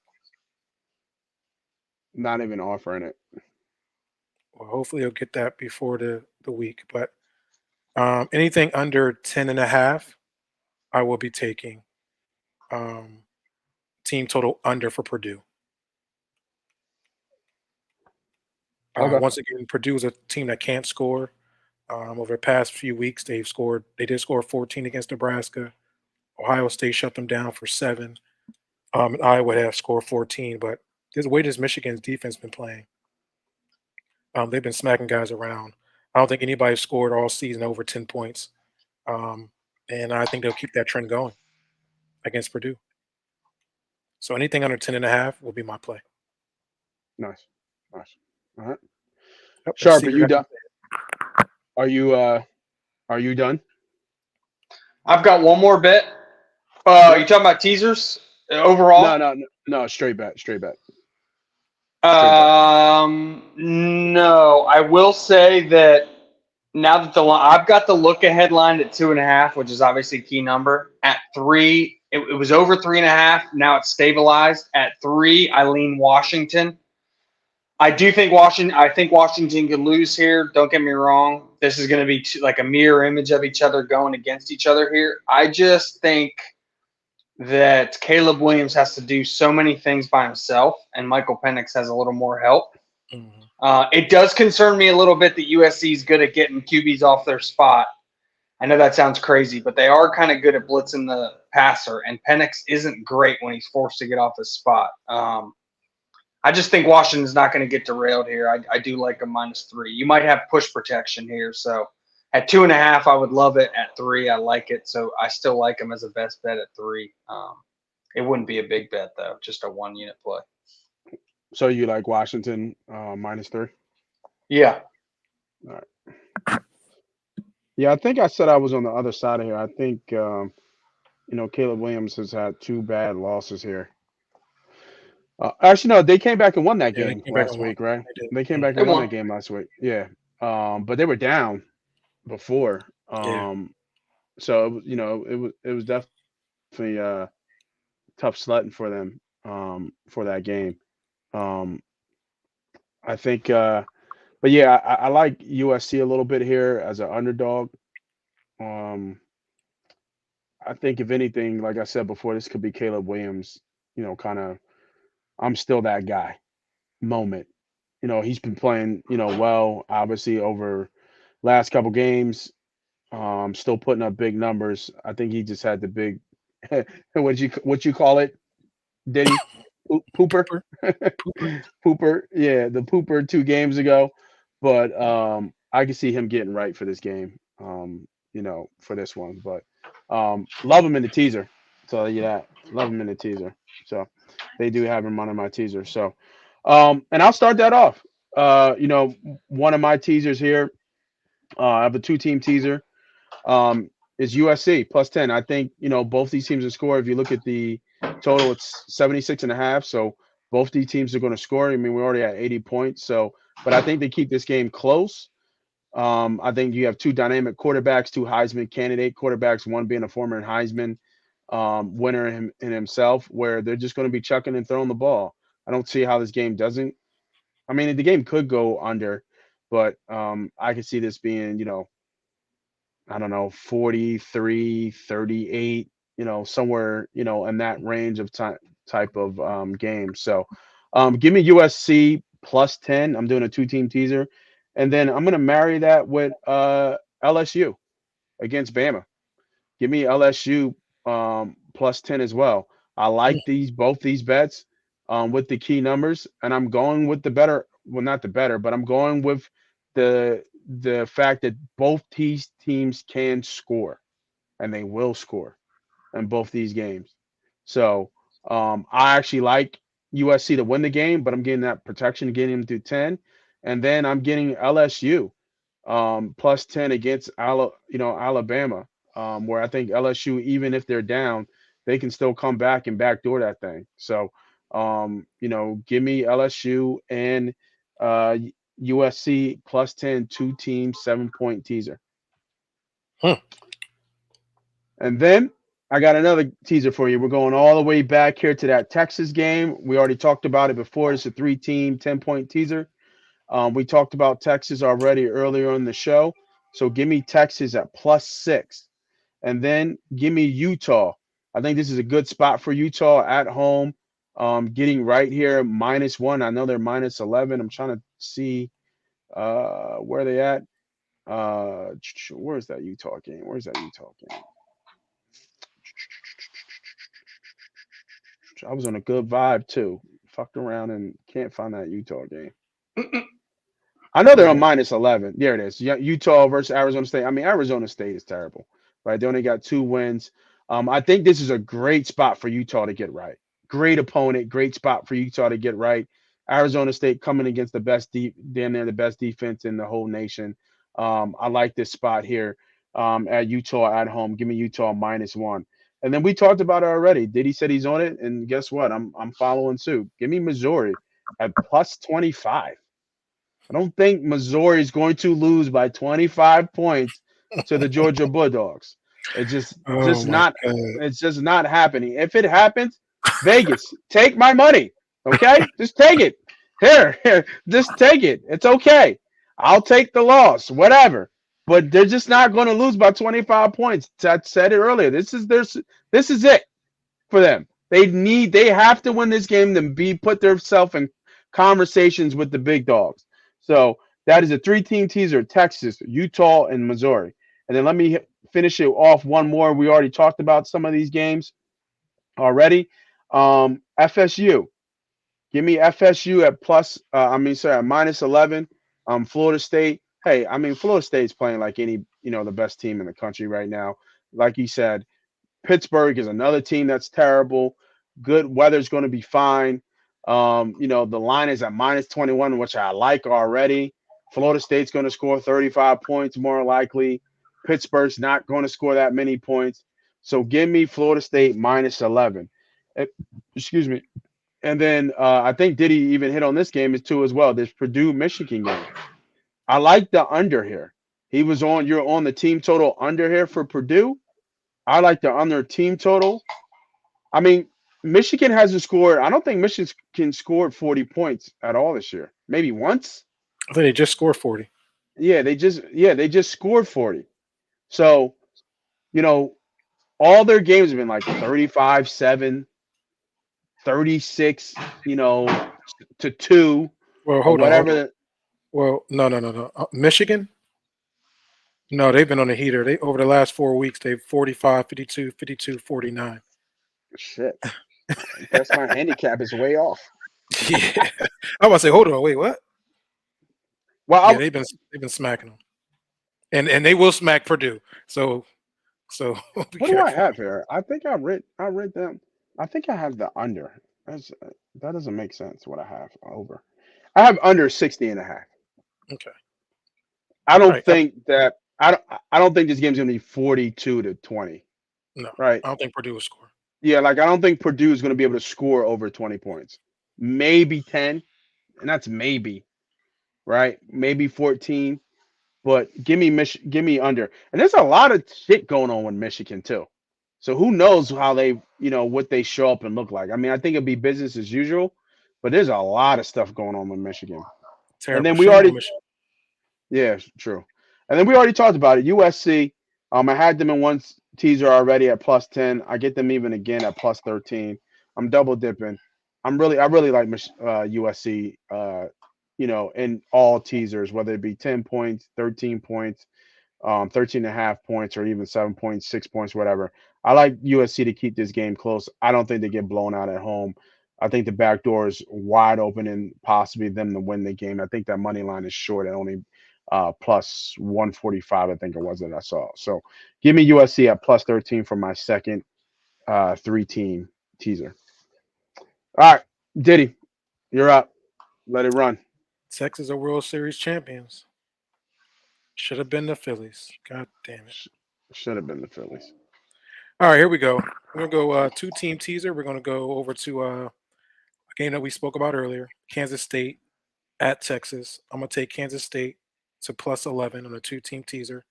The line Hmm. is at +4. We're gonna go over that key number of 10, take it to 11. I like them to keep it tight with Texas. I just think Kansas State's will be prepared. I think what they do well will be to kind of control tempo. And I think what they are good at, for as Texas will need to do in this game, and that's run the football. They're good at stopping the run. So give me Kansas State to keep it close, getting +11 through that key number of 10. We're going to go to the 10:30 p.m. game, UCLA at Arizona. This is a team that I've been following over the last 3 weeks, just like I followed over in Missouri, just like I followed Nebraska. Arizona has been hot. They've been able to score the football. I think UCLA uh, at home, I think, are waiting for UCLA here in this good spot and get them to 9.5. I think this will be a close game. I think it'll be a low scoring, but I think it'll be a close game. I think Arizona can stay within that 9.5. I'm hoping that that line gets to 3.5. If it gets there, then I can take it up to 10.5. So that'll be my 2-team teaser: Arizona and Kansas State. We're going to go to a 3-team teaser here. That's a 10-point teaser. Just like you said earlier, Arizona State at Utah. I'm going to take that -11 to -1 and take Utah to win at home. Great bounce back game here for Utah. Like you said, Arizona State, I think, is now in their second or third quarterback. They're a little bit of a mess there in Arizona State. So I'm going to take the opportunity here for Utah at home to pretty much a win at -1. We're going to follow Louisville again. I think they're on a roll. Yeah. A very good sleeper team here. This line is at 9.5. Playing Virginia Tech, who's kind of turned a corner over these past few weeks. I think Yeah, Louisville, I like the other side of that too a little bit. At but 19.5. I like Louisville at home. Yeah, They're yeah, just a yeah. tough place to play at home. Yeah, for sure. The crowd gets behind them. They get motivated. This is at -9.5. I'll take them to win because could I see Louisville blowing VTech out? I could also see that too, but I don't see them losing. So I'll take that to +0.5 pretty much to win. And then we're going to go, which you might be surprised I'm going to take on this 3-team teaser. I probably could have found better teams. I'm going to go ahead and go to the We Believe Colorado Buffaloes playing at home Oh, against, it was at DJ Ongole at yeah. Oregon State. I just like Colorado here, plus 23.5. Although Colorado's not been good, I've kind of told you guys they're not a 6-win team. I don't think they get 6 wins all season. Right What on did they got? target. 4 They or got 5? 4. They're at 4. I don't Okay. think they win. I don't think they probably win another game this season. Um, but with that being said, I do like they've been close in all their games. At least the end score has been close, so they haven't given up. So I like them to cover the 23.5. Just thought that's a little too much points for this Oregon State game. I think Colorado will be able to keep up, and so I'll take them to 23.5. So that's Utah at a pick. Utah to -1. That's Louisville to plus a half, and then Colorado plus 23.5. A team totals teaser I have here for you guys. We're gonna go Georgia Tech at UVA. The line is set at 55.5. We're going to take that down to 45.5 and go over. These are two teams that can battle, they can fight, and they can score the football. Um, Ever since Georgia Tech kind of got out of that almost like that triple option, they've been kind of able to spread the ball. This is like year 3 or 4 with them, and getting that opportunity to throw the ball around.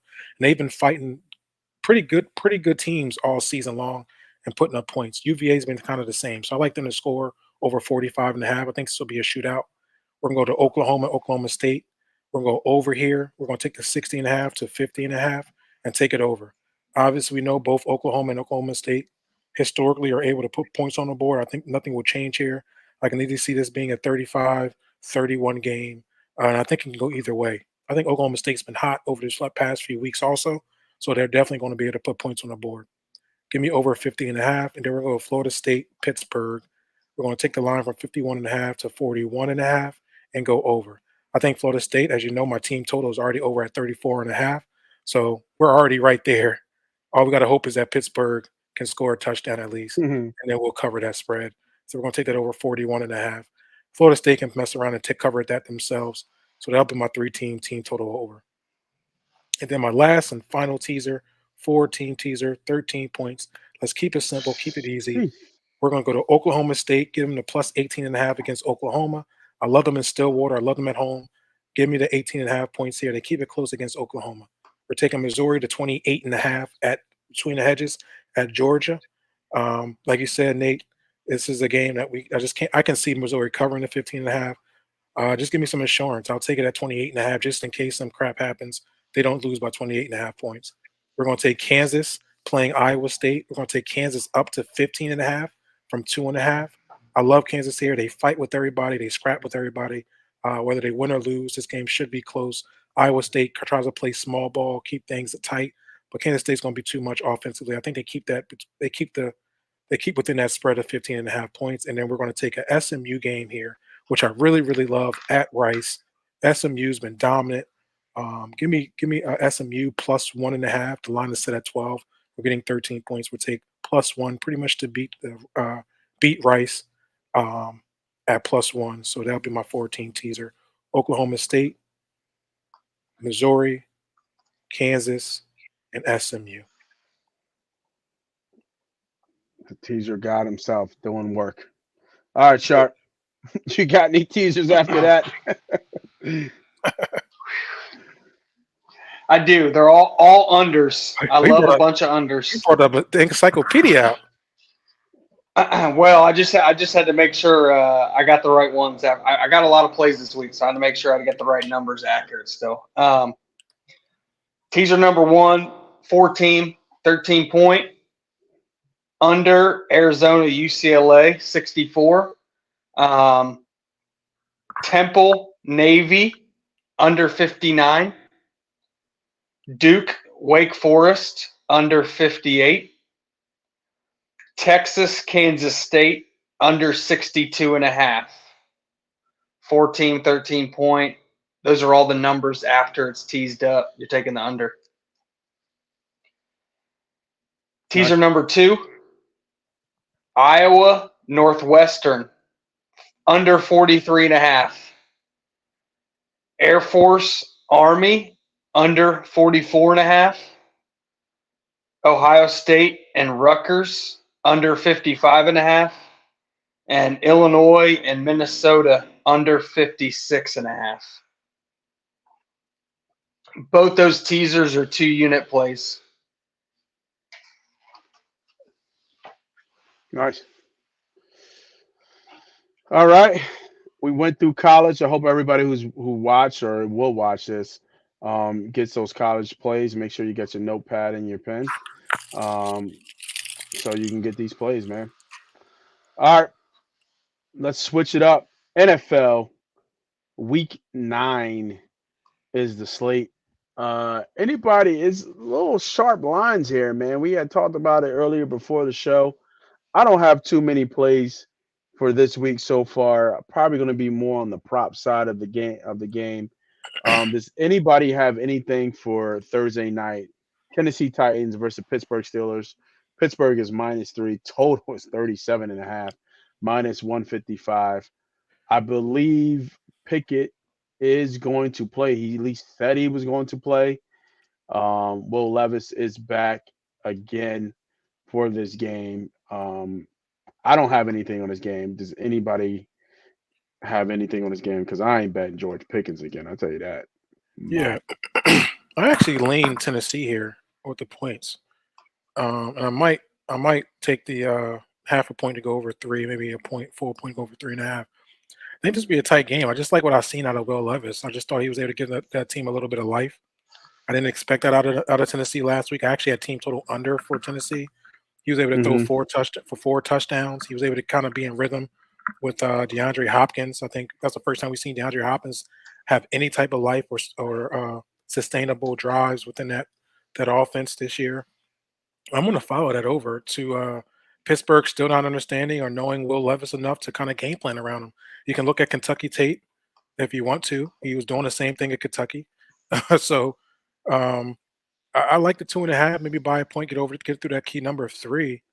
That might be a play for me. Actually, I might just make it official for me if I don't have any too many single plays. Make that official. I'm gonna buy a point, go over Tennessee over 3.5. I'll take that line there. Let me write you down.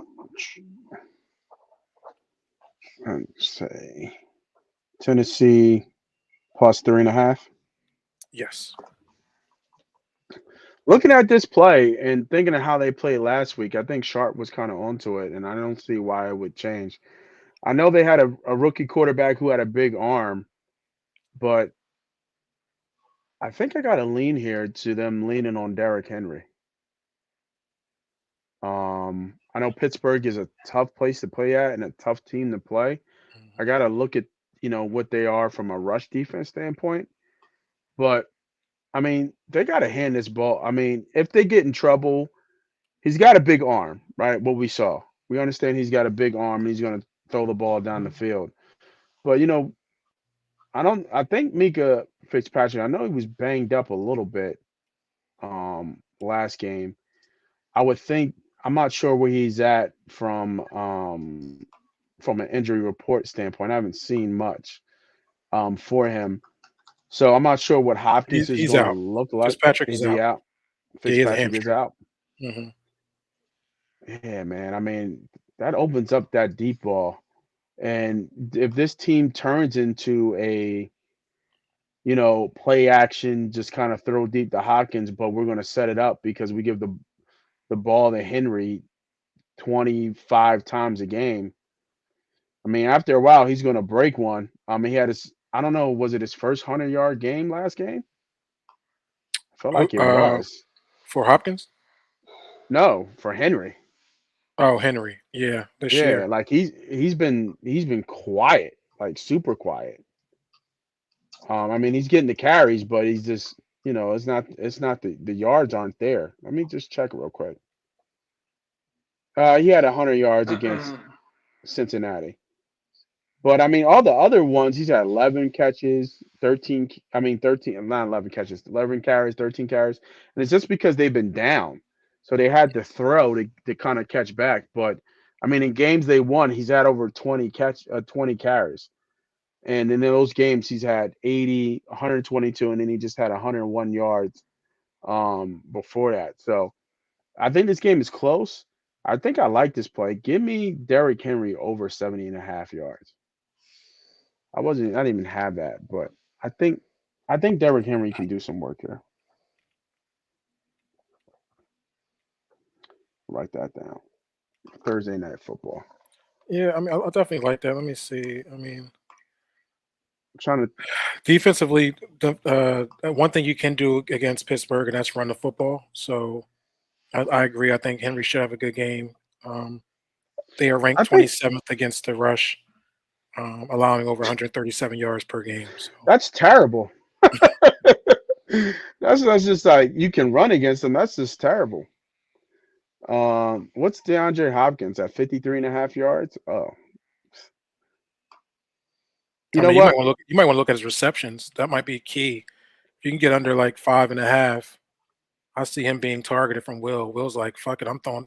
I got DeAndre Hopkins. Shit, I'm throwing Yeah, him the this is rock. he's at 3.5 minus Who? 160. Hopkins? Yeah, 3.5 minus 160 though. Yeah, hey, sometimes you gotta pay that juice. Yeah, I'm not going that way. I'm double dipping, and that's probably just because I got the yak in me. But give me Derrick Henry over 100 yards as well. That's at plus two. What was it? Plus 226, plus 255. I think he goes back over a buck.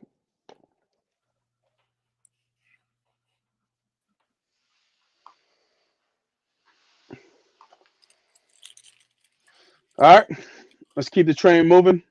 Let's get with the more NFL plays. First game. I think you guys had a side on this. Game is in Germany. Miami Dolphins versus Kansas City Chiefs. The Kansas City Chiefs are minus 1.5. Total 50.5. Money line is minus 125. Chiefs. Sharp. I haven't heard you speaking in a little bit, man. What's up? What you got on this game? So this is a small, very small bet. If you could do half unit, I usually don't do half unit bets. I kind of stick to 1 unit as my basic. But if you want to do half unit out there, this is a little kind of a not a scratch off ticket bet, but kind of a bigger bet in terms of value. I usually don't bet these kind of in a game, but I do like a certain game flow here for this game. And that's in the Germany game, obviously. I do think the Chiefs win, but the Dolphins are leading at halftime. And if you go to halftime, full time, Dolphins Chiefs, that pays 7-1. Again, for anyone tailing out there, maybe it's a quarter unit bet for you, maybe it's a half unit bet, whatever you normally bet on 7-1 kind of plays. But for me, I just see a game where the Dolphins come out early and the Chiefs make better adjustments and win late. That's just how I see the game. I think the value right now, I guess if you're going to take Chiefs, I don't know, maybe 1.5. I just think this game's going to be oh so close. I think Chiefs probably win in a walk-off kick. So I don't know that I would bet either side right here, but I love this 7-1 little play on Miami KC first half full time.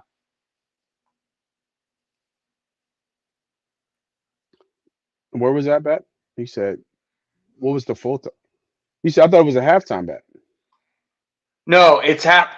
Well, I was looking at it, and then I started. It was halftime at bet at first, but then I started looking at the full time halftime splits, and I just love the value at 7-1, where you can get Dolphins winning at halftime, Chiefs winning at the end of the game full time. Oh, okay. I see what you're saying. Where is that? I know what you're talking about. Go to game lines and then go to halftime full time. Okay.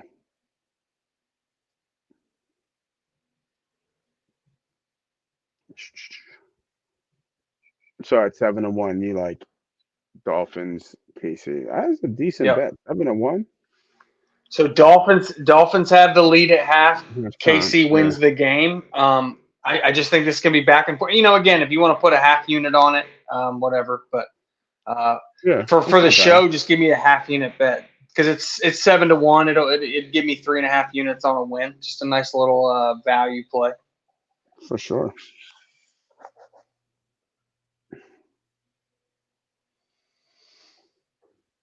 Halftime, KC, full time. All right.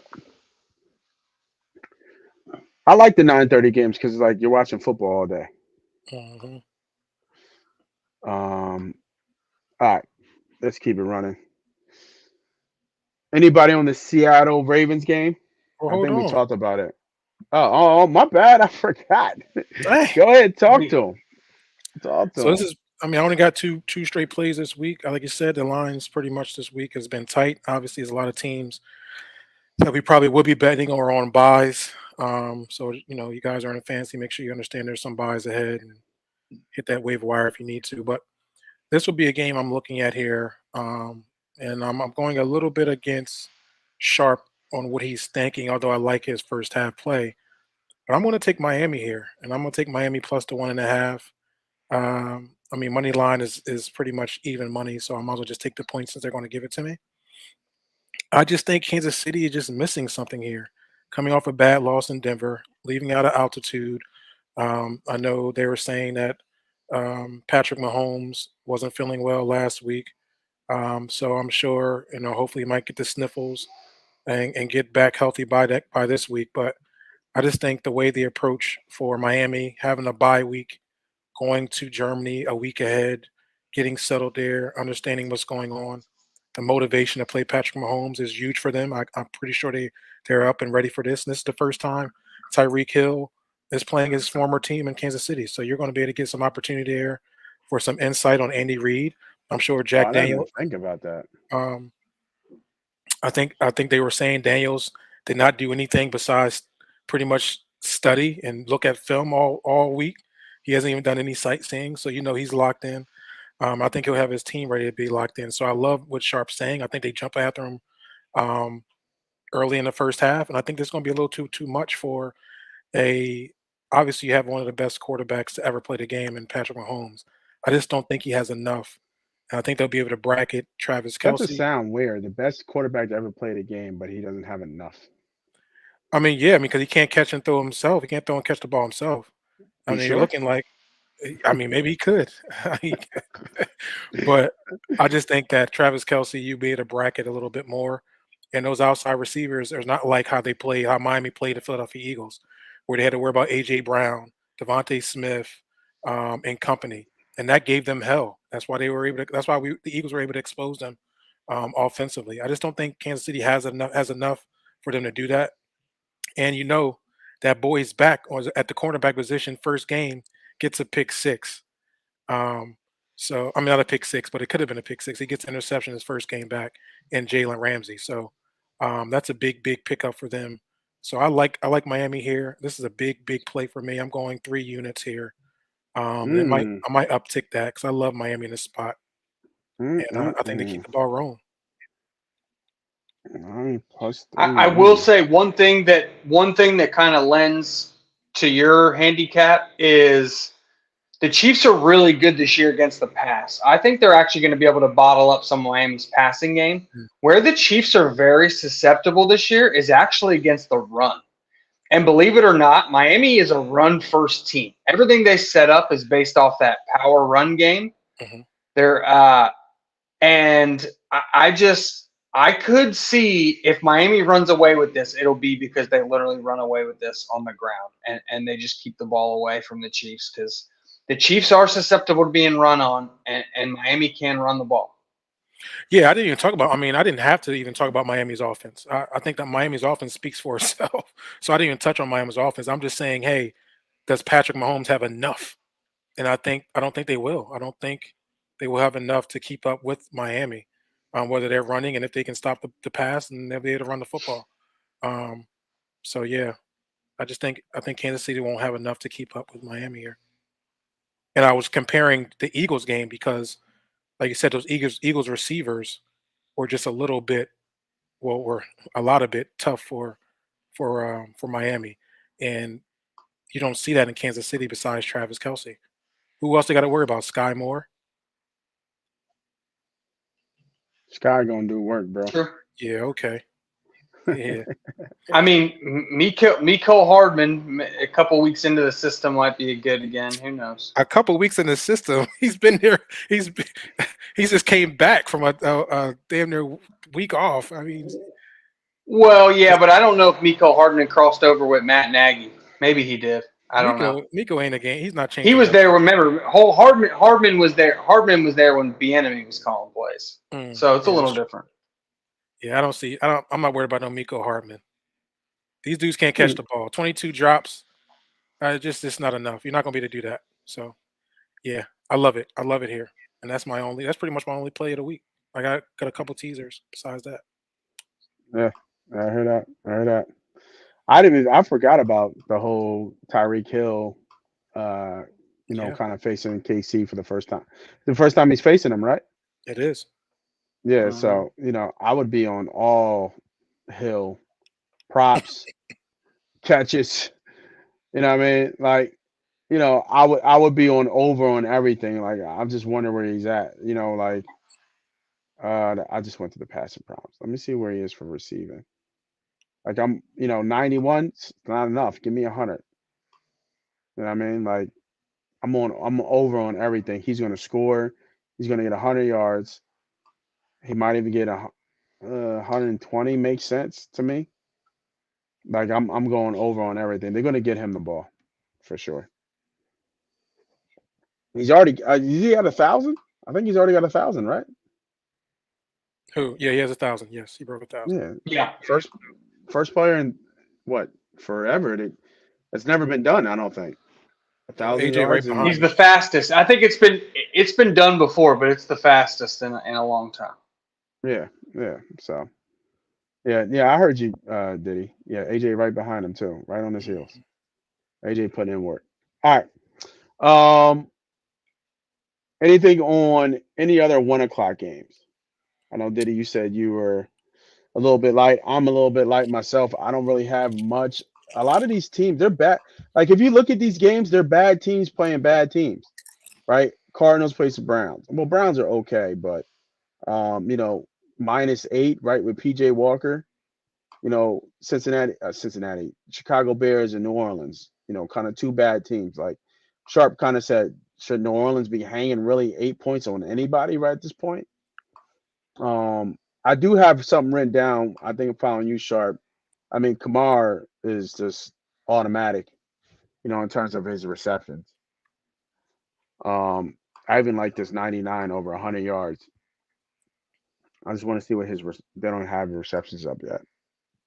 No, But I've been anything looking. It's three and not a up. half, 3.5, 4.5, you gotta play it. But I like Kamara over his this 99. Actually, let me write that down. Kamara over 99.5 rush and pat and receive because excuse me, we think about Pittsburgh, we think about the Chicago Bears defense, and we get this sense of that history of them, but their defense is horrific. Like they're terrible.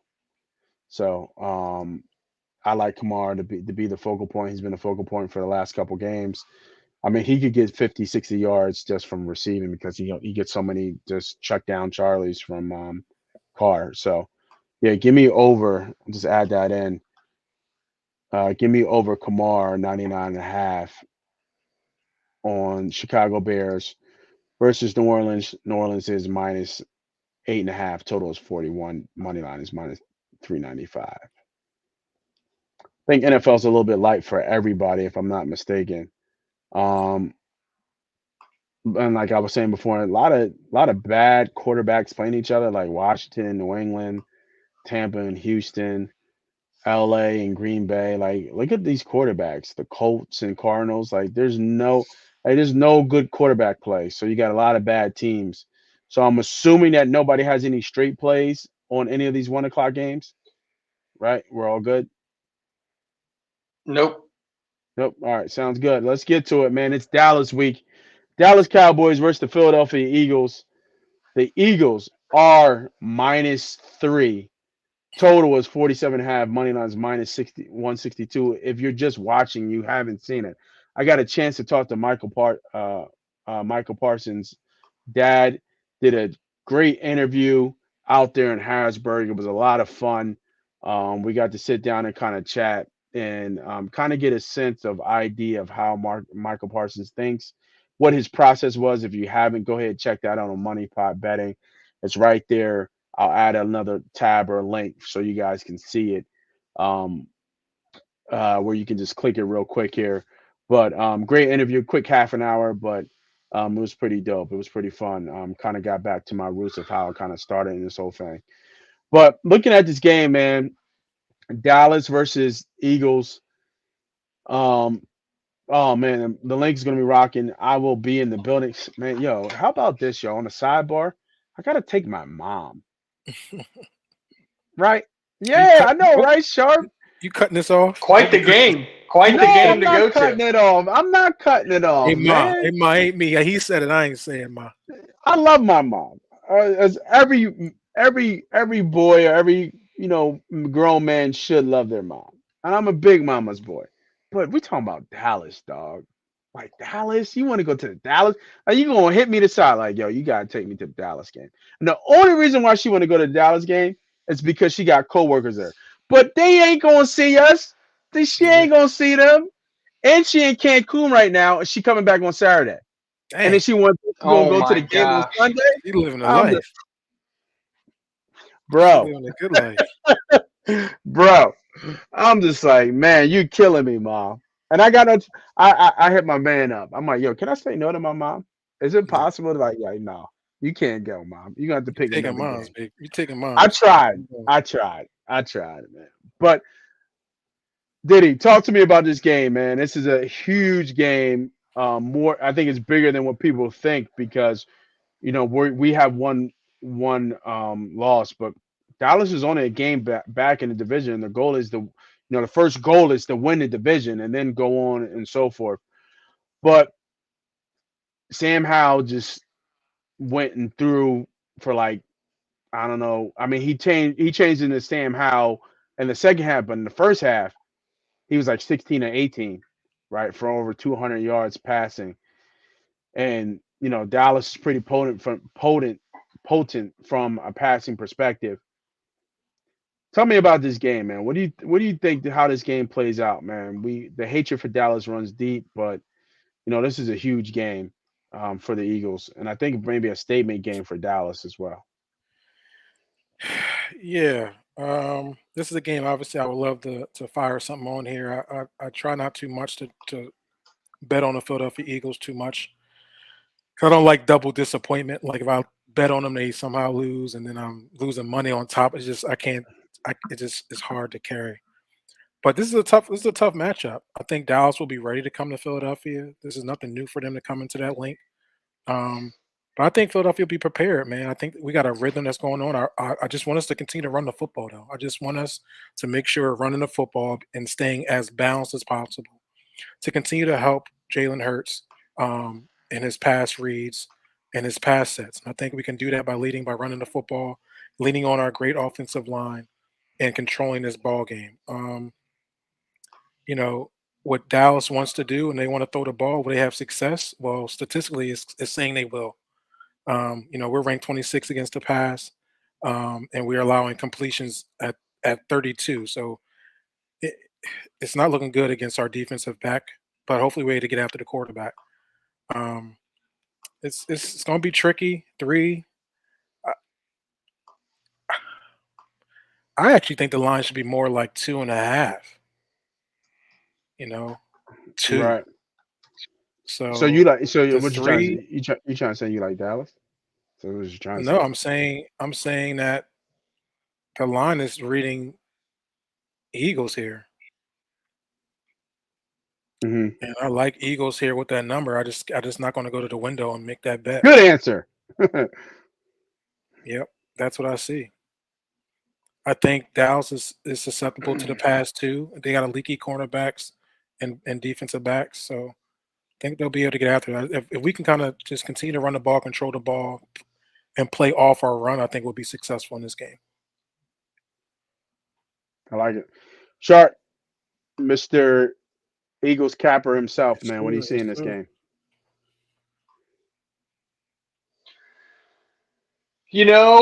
As it sits Wednesday, I don't think I'd be willing to bet either side. I think there's some key injuries that the Eagles are still waiting on that in this particular matchup, I would need a couple guys to for sure play for me to pull the trigger on the Eagles. And I'm talking about slot corner Bradley Roby, and I'm Mhm. talking about right guard Cam Jurgens. Sua Opeta did get banged up last game, but he was able to come back in and finish, so I'm not too worried about him if he did have to play. But I am really worried about Bradley Roby not playing. So part of our problem is we can't cover over the middle. Like we are getting got all year over the middle, whether it's linebackers not being able to Yeah. drop at depth or we're not being able to match, carry, deliver our cover 4, cover 6 system, our half quarter system. And we just get got. And when Bradley Roby was in the game for the short period of time, he kind of shored that up in the second half against the Rams. But now he's out. And now we're playing a team who puts their best playmaker in the slot. And I have yet to see Deshaun Desai. We've already seen Bradbury try that, and he was bad in the slot. So we know he ain't going in there. He's already playing bad. He will not take that matchup. So unless Slade does something kind of out of characteristic, and unless he's willing to go into the slot and match CD, I could see CD giving us some problems. Now, I am looking at his catches as a best bet, but man, it's heavily juiced to the over. 5.5 juiced over -150. I hate laying 150 on a prop. Yeah. 150 on a prop is kind of a stay away for me. It's kind of telling you he's probably going to have a good game. So, to me, I just think everything's sharp here. I will say this: if all of a sudden the Eagles did activate Cam Jurgens, if all of a sudden he gets elevated to play, and all of a sudden Bradley Roby, who was not put on IR, he is week to week. If all of a sudden it looks like Bradley Roby's going to play and Cam Jurgens is going to play, and the line stays at 3, I probably will take the Eagles, because to me that would be such a big boost on offense and their ability to run the ball on offense. So I would just have to wait on that. If I'm going to bet the Eagles, it's going to be just before kickoff. I hear it. I think you're kind of like AJ Brown here, going with you guys. Him keeping his train going. I think we had talked about before what their identity is. Like, what is the identity of the Philadelphia Eagles? And to me, the identity of the Philadelphia Eagles is getting AJ Brown the ball. I'm just gonna be honest. They are a more explosive team when he has the ball in his hands. I love Devontae Smith, but they're just more explosive when AJ gets the ball. And just like Tyreek Hill, I don't think there's a cornerback who can really slow him down. You know, whether it be the slants, whether it be short passes, long passes. He's just him and Hurts is just in a zone right now where, you know, it's just not going to slow down. And I kind of tend to the over here. So I think it's going to be a lot of passing. I think the ball's going to be able to move. I don't really feel like every time I think that the game is going to be a close drag out type game, it doesn't go that way where in these divisional matchups, especially in the NFC East. So I think this might be an over type game. So I like CeeDee Lamb over. I like AJ Brown over. And these games, stars show up. And I think there's no difference in this game as well. So I'll be watching this very closely. I don't have a bet as of right now, but my leans would be CeeDee Lamb and AJ Brown over, because I do expect those guys to, and even Dallas. I had a great parlay, an 8-1 parlay last week, and Goddard was the only person who didn't score. Everybody else scored, but Dallas Goddard. This didn't make any sense. I didn't get it, but Hey, my phone's dying. No, you're good. You're good. Damn it, my phone died. Sharp got out of here. We'll see if Sharp can come back in as we keep going on here. So let's keep looking at some of the plays. I think Diddy, me and you have both said kind of before that that we didn't have a lot of plays here for NFL. Looking at the slate here, we're already at the 4 o'clock games. We already talked about Dallas and the Eagles. There's only 3 4 o'clock games. Like I said, a lot of bad matchups, a lot of bad lines here. A lot of bad quarterback play. You got anything else here for the later games? Giants, Raiders. Just a terrible game. I probably would tend to under, because I think the Raiders, they fired their head coach. They put their starting quarterback on the bench. Devontae Adams is no good. I really like the under there in that play. I don't expect much. Probably you would look at Josh Jacobs. But New York, I don't know how New York's going to score the ball. I think Waller's out for a couple games or a couple weeks here. So I like the under in that game a little bit. I'll be looking at that as well. But the only other kind of good game outside of our game, Dallas and Cowboys, is Buffalo and Cincinnati. Cincinnati's -2, totals 49.5. Cincinnati's -125. Anything on this game at all? No, I think the line is sharp there. I don't trust Buffalo, and Cincinnati seems to be the team that's rolling hot right now. Um, so, I guess they get the advantage of being home. But I need to see Cincinnati one more time to be confident that they've turned the page. This would be the game that I don't know if I need to follow them and start tailing them after I see this Buffalo and how they respond. So, I mean, if I have to lean, if you had to ask me a gun in my head, who I take here, I would take Cincinnati at home because they're on the right side of the uptick, and I think Buffalo is. I mean, they're just Mr. Jekyll, Mr. Hyde. So you never know what you're getting with them. Yeah, agreed, agreed. Sure, we were just talking about because there's so much quarterback play in these matchups, so we're kind of off on a lot of these games where we're just kind of passing the game. But the only good game that has some quarterback games is the Sunday night football at 8:20, Buffalo versus Cincinnati. Cincinnati's -2. Anything on this game that you got before we get out of here? Ah, man, you know, I am really close to making this a very, very, very large bet. Oh Um, wow, okay, yeah, let's go. the line's still sitting there, so I'm still gonna. I still wouldn't mind. Like it could get to 2.5, so I am gonna wait a couple days just to double check on some injury reports. But to me, Hmm. this is a smash spot for the Bengals. Hmm. Like to me, they were a team that just had to tread water, right? Like they probably should have, looking back, maybe you put Joe Burrow on IR the first 4 weeks and then he can come back week 5 ready to go. The fact they kind of forced him in, it did kind of, in my opinion, it slowed him down for about 6 weeks, but they toughed it out. They got to the bye at 3-3, and then they kicked San Francisco in the teeth at San Francisco. Now you come Hmm. back home, little extra rest. Buffalo's really banged up. They just traded for Rasul Douglas to play the primary outside corner because once Tre'Davious White went down, they can't cover anybody.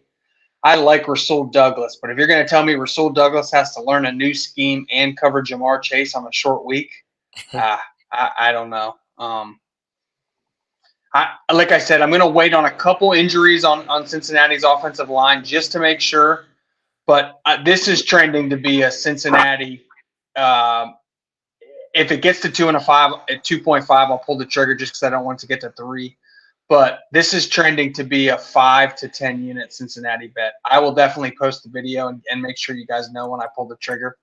But as it stands Wednesday, this is the one game I'm really looking at heavily betting. So Sharp, what is the line that you won't like? Where do you stop? Is it three? Three and a Three? half, 3.5. I would stop betting. I wouldn't take the Bills at 3.5, but I would stop betting the Bengals. I wouldn't be scared at 3. I love it at 2. I just need to make sure that there's a couple guys that kind of came out of last week a little banged up, and I want to be able to assure that they can run the ball and throw the ball, just to be sure that I want to put that many units on it. But I think Cincinnati's turned the corner, and like I think it's them and the Ravens have turned into legit AFC contenders. And this is time for Cincinnati, in my opinion, to kind of take the Buffalo Bills out to pasture, right? The Bills and the Bengals have both been jockeying as that other team that's been battling the Chiefs. And to me, this is that Bengals last chance to just let the Bills know, like, hey, your little 4-year window's done. It's either us or the Chiefs or somebody else.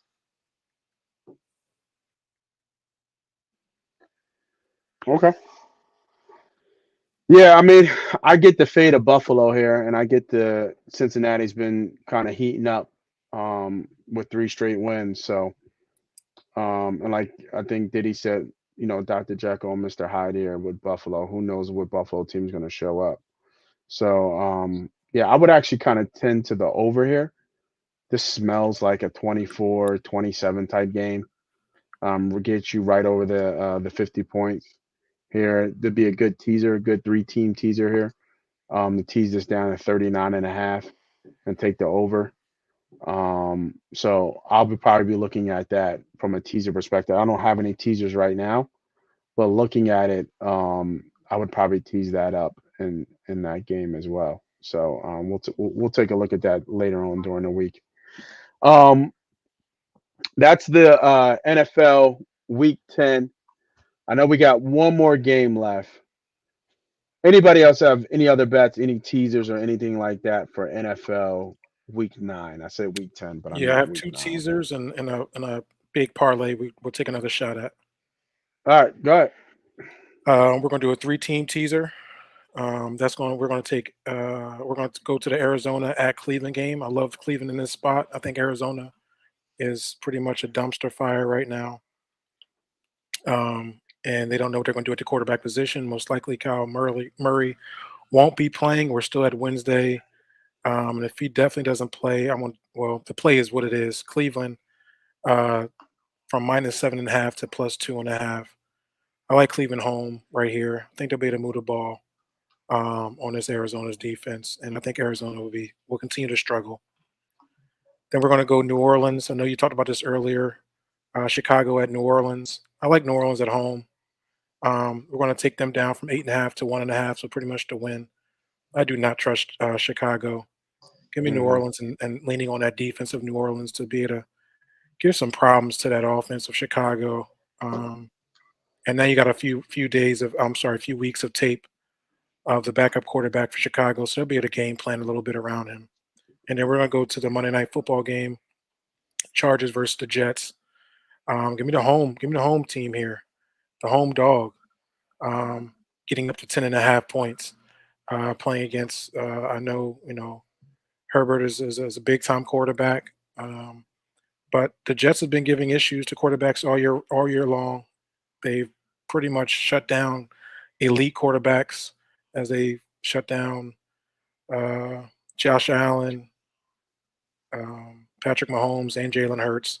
And here comes another Herbert coming into town for them to do the same thing. So getting 10.5, getting to that key number, I like the 10.5 there. So that'll be my 3-team teaser. Cleveland at 2.5, +2.5, New Orleans +1.5, and the New York Jets at home on Monday night plus 10.5 Interesting that the juice on this 3-team teaser is -120, by the way. It's usually for the That's three not team. bad. 30. Yeah, It's it's usually usually minus 30. 30. Yeah, it's Yeah, usually 30. It's 30 cents. I'm surprised it's 20. So, I'll take it. Good value. Um, Good here's value a for sure. 4-team totals teaser. Right, I think we kind of all leaned on these totals. yep. Tennessee at Pittsburgh. Line is at 36.5. I'm gonna take it to 49.5 and go under. I think this game's gonna be played in a sandbox. As you know, I like to lean Tennessee here too. So, but we'll take it being low scoring, get it under 50 points for the most part, 49.5. Minnesota at Atlanta. We all know Atlanta has strong defense. Minnesota is now going through a quarterback change. Who knows? I think I might be playing for Minnesota this week. So with that in mind, we're going to go from 37.5 to 50 and take the under there in this game. I think it'll be also played in the sandbox. Um, and then we're going to go to the New York Jets. I mean, I'm sorry, New York Giants and Las Vegas Raiders. Um, the Giants are the Giants. Hmm. One of the lowest output scoring teams in the NFL. I think they only scored 14 points one time. And the Las Vegas Raiders, who's pretty much fired everybody but the janitor. So we're going to go under here from 37 to 50.5 and go under. And then the last game is going to be Buffalo to Cincinnati. And to your point, what you said earlier, Nate, is that we like the over here. We're going to take it from 48 to 35 and go over um, for a 13-point totals teaser. Which bet was that? The 49.5 for Buffalo and Cincinnati? So if Buffalo, Cincinnati, I think it was a 49. So we're going to go over, whatever, bring it down and go over. Yeah. I wonder if the teaser for the 13 point has changed. No, it's still -140. Okay. And then the last one is a parlay. It's 11-1. I like to look for the juice, a little sharp. What you call it? You call it something. I want to use your word. For what? Like when you're going for like big juice, big money, big odds for your favor, a parlay piece. Whatever. But we're looking for good money here. I forgot what you call it. It'll come back to me. Oh, a little This is scratch off? scratch off. There it is. This is a scratch off ticket, guys. In the words of Sharp, this is going to be a 4-team money line parlay. This is just a value play. I just feel like these teams can win. And we're going to go Houston. We're going to take Houston at home versus Tampa Bay. Mm-hmm. We're going to back that up with the Rams going away. I think this will be a bounce back game against a Packers team who do not trust their quarterback. This is a good opportunity at plus odds here. The Rams to win, money line. We're going to go New Orleans at home, which is the big juice at minus 395, what I saw earlier. And then we're going to go Indianapolis at home. Mm. And you're looking at 11. I'm sorry, Indianapolis at Carolina. Sorry about that. You're looking at 11 to 1 odds plus 1100 per 1 unit. So I think That that's an must be opportunity. that's a great book you got because I see it 7-1. You're seeing 7. Mm-hmm. What was your odds for the New Orleans game? Minus 395. So what are your odds for Houston? Minus 180, 148. Houston? Yeah, minus 148. Maybe I looked at that wrong. Sharp, you go. I'll double back and make sure that was the right team I gave you. I'll just double back. You got any teaser, Sharp? I know you got some teasers. I don't have a teaser, but I do have a play. Yeah. Like I was trying to see. I don't see his receptions out yet. I do have a play on his yardage though. I was trying to confirm. I'm really thinking of pulling the trigger on the Giants here. I am going to wait a couple days maybe and see what the injury report is. I know Daniel Jones is back. I mean, the Vegas just fired everybody. They named Aiden O'Connell as their starting quarterback, the rookie. Not that means much. We've seen rookies kind of come take this league by storm last year and this year, and as much as last week, Will Levis. So, but what I am looking at is with Aiden O'Connell confirmed. I mean, we just saw what happened with Devontae Adams, right? He just came off, I think, 9 targets, 1 catch for 11 yards, right? Like maybe his worst. Not saying it was his fault. He was wide open multiple times. But one of the worst on paper performances of his career, right? His receptions isn't out yet, but his yards are. I think the rookie quarterback's going to have one objective in his ear at all times, and that's keep Devontae Adams happy. So I love Devontae Adams this week. It's going to be a rookie corner going against him or a Dory Jackson. Either way, Devontae Adams is going to cook both. Deonte Banks is just a rookie. He's not going to understand how to keep up with Adams, who's an unbelievable route runner.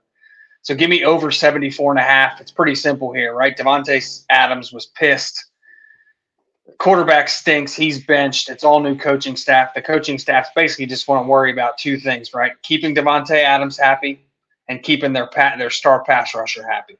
Other than that, they probably don't care much about their season. So Devontae Adams over 74.5. This to me is just a no-brainer this week. I might end up taking the Giants to win. I think with Daniel Jones back, it feels must-win for the Giants to save their season. So I probably will bet them. But for right now, for the show, one of my best bets I'm locking in right now is Devontae Adams over 74.5 receiving yards.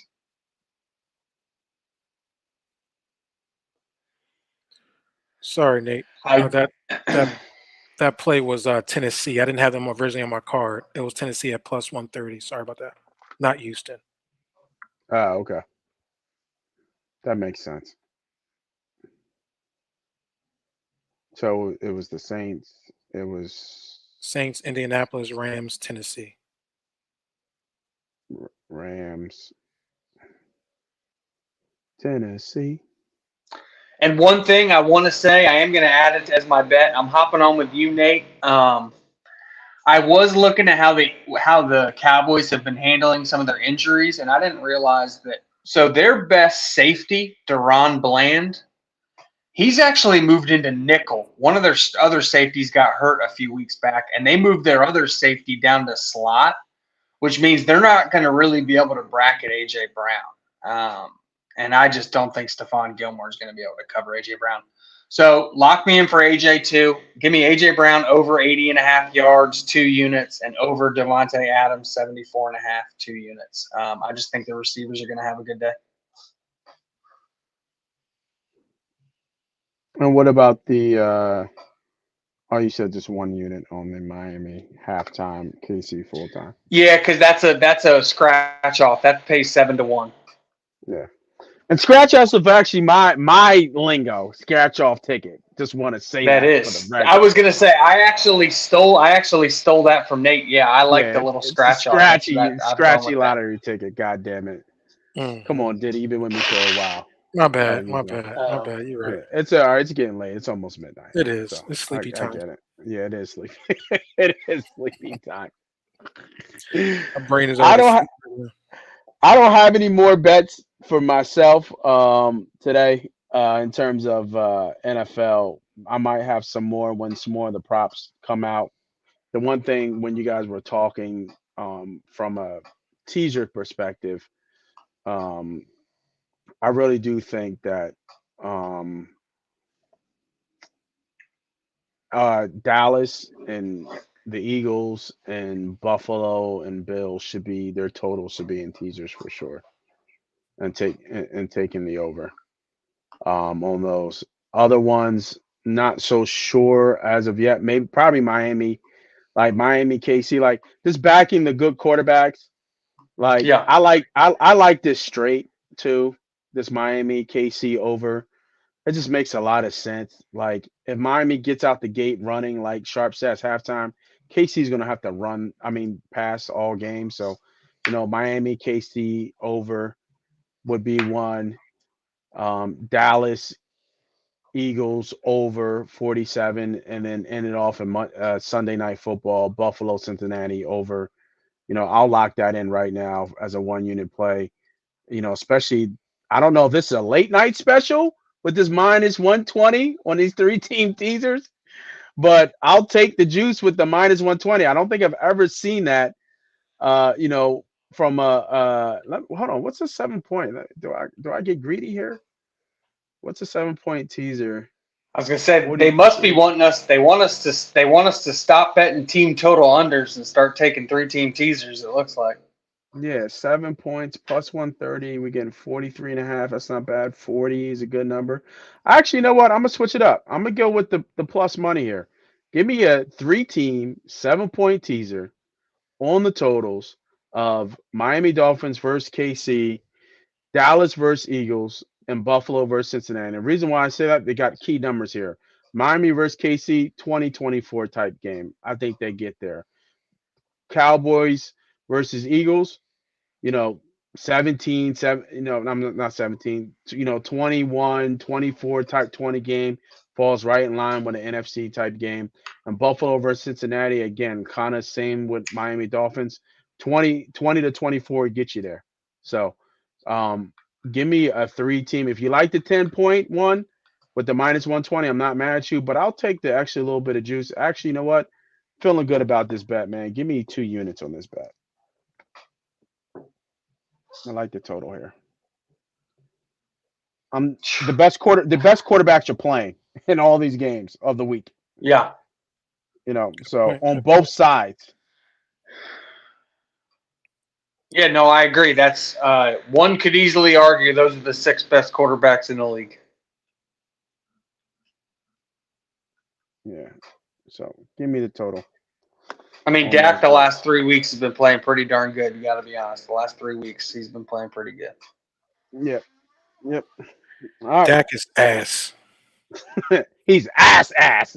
Well, I'm just saying, Geno Smith hasn't. I mean, obviously, I'm taking Lamar Jackson and Justin Herbert over Dak, but you know what I mean. 6 of the better quarterbacks are in those Fuck games. Dallas. Fuck Dallas. Fuck Dallas. Fuck I like Dak. Dak's ass. it. Yeah. I feel you. But you're right though, Sharp. Did you hear Dak talking shit though? I couldn't believe that shit. Talking shit on the Birds? Yeah. On the game for the game? Really? I thought he was kind of like, backtracking a little bit. Well, he did, but he said we already know it's going to be a beehive, and call me Winnie the Pooh. I love all the honey. Yeah, I was like, God damn. You can put honey on me if it's a beer. Yeah, he said, call me Winnie the Pooh. You can put honey on me. I said, well, God damn, that's a little ballsy for fucking not being much. Ass. I don't think I've ever heard any shit like that before. He said, "Put honey on me." Seriously. Honey on me. Well, then, and you heard Micah Parsons saying like, come on, take over the link. Like, man, hell would have to freeze It over never before somebody happened. I took don't over know the why link. these fan bases or anybody ever said it never happened. It'll never happen. Not in Philly. Not in Philly. You better Like go to there's LA just with that. certain places where it does not happen, and Philly is at the top of that list. Number one. It will never happen. You know where like, you guys can take over in front of Pat's and Gino's and take your Yeah. little group photos in front of the cheesecake Rockies places factory. no one Yeah. goes at. yeah, no, yeah, everybody know Philly and Philly know that shit is garbage. Right. Talking about, man, that sound like Dwight Howard right now. Winnie the Pooh, put honey on me. Like, you better stop all that noise that's going on out here in the world, man.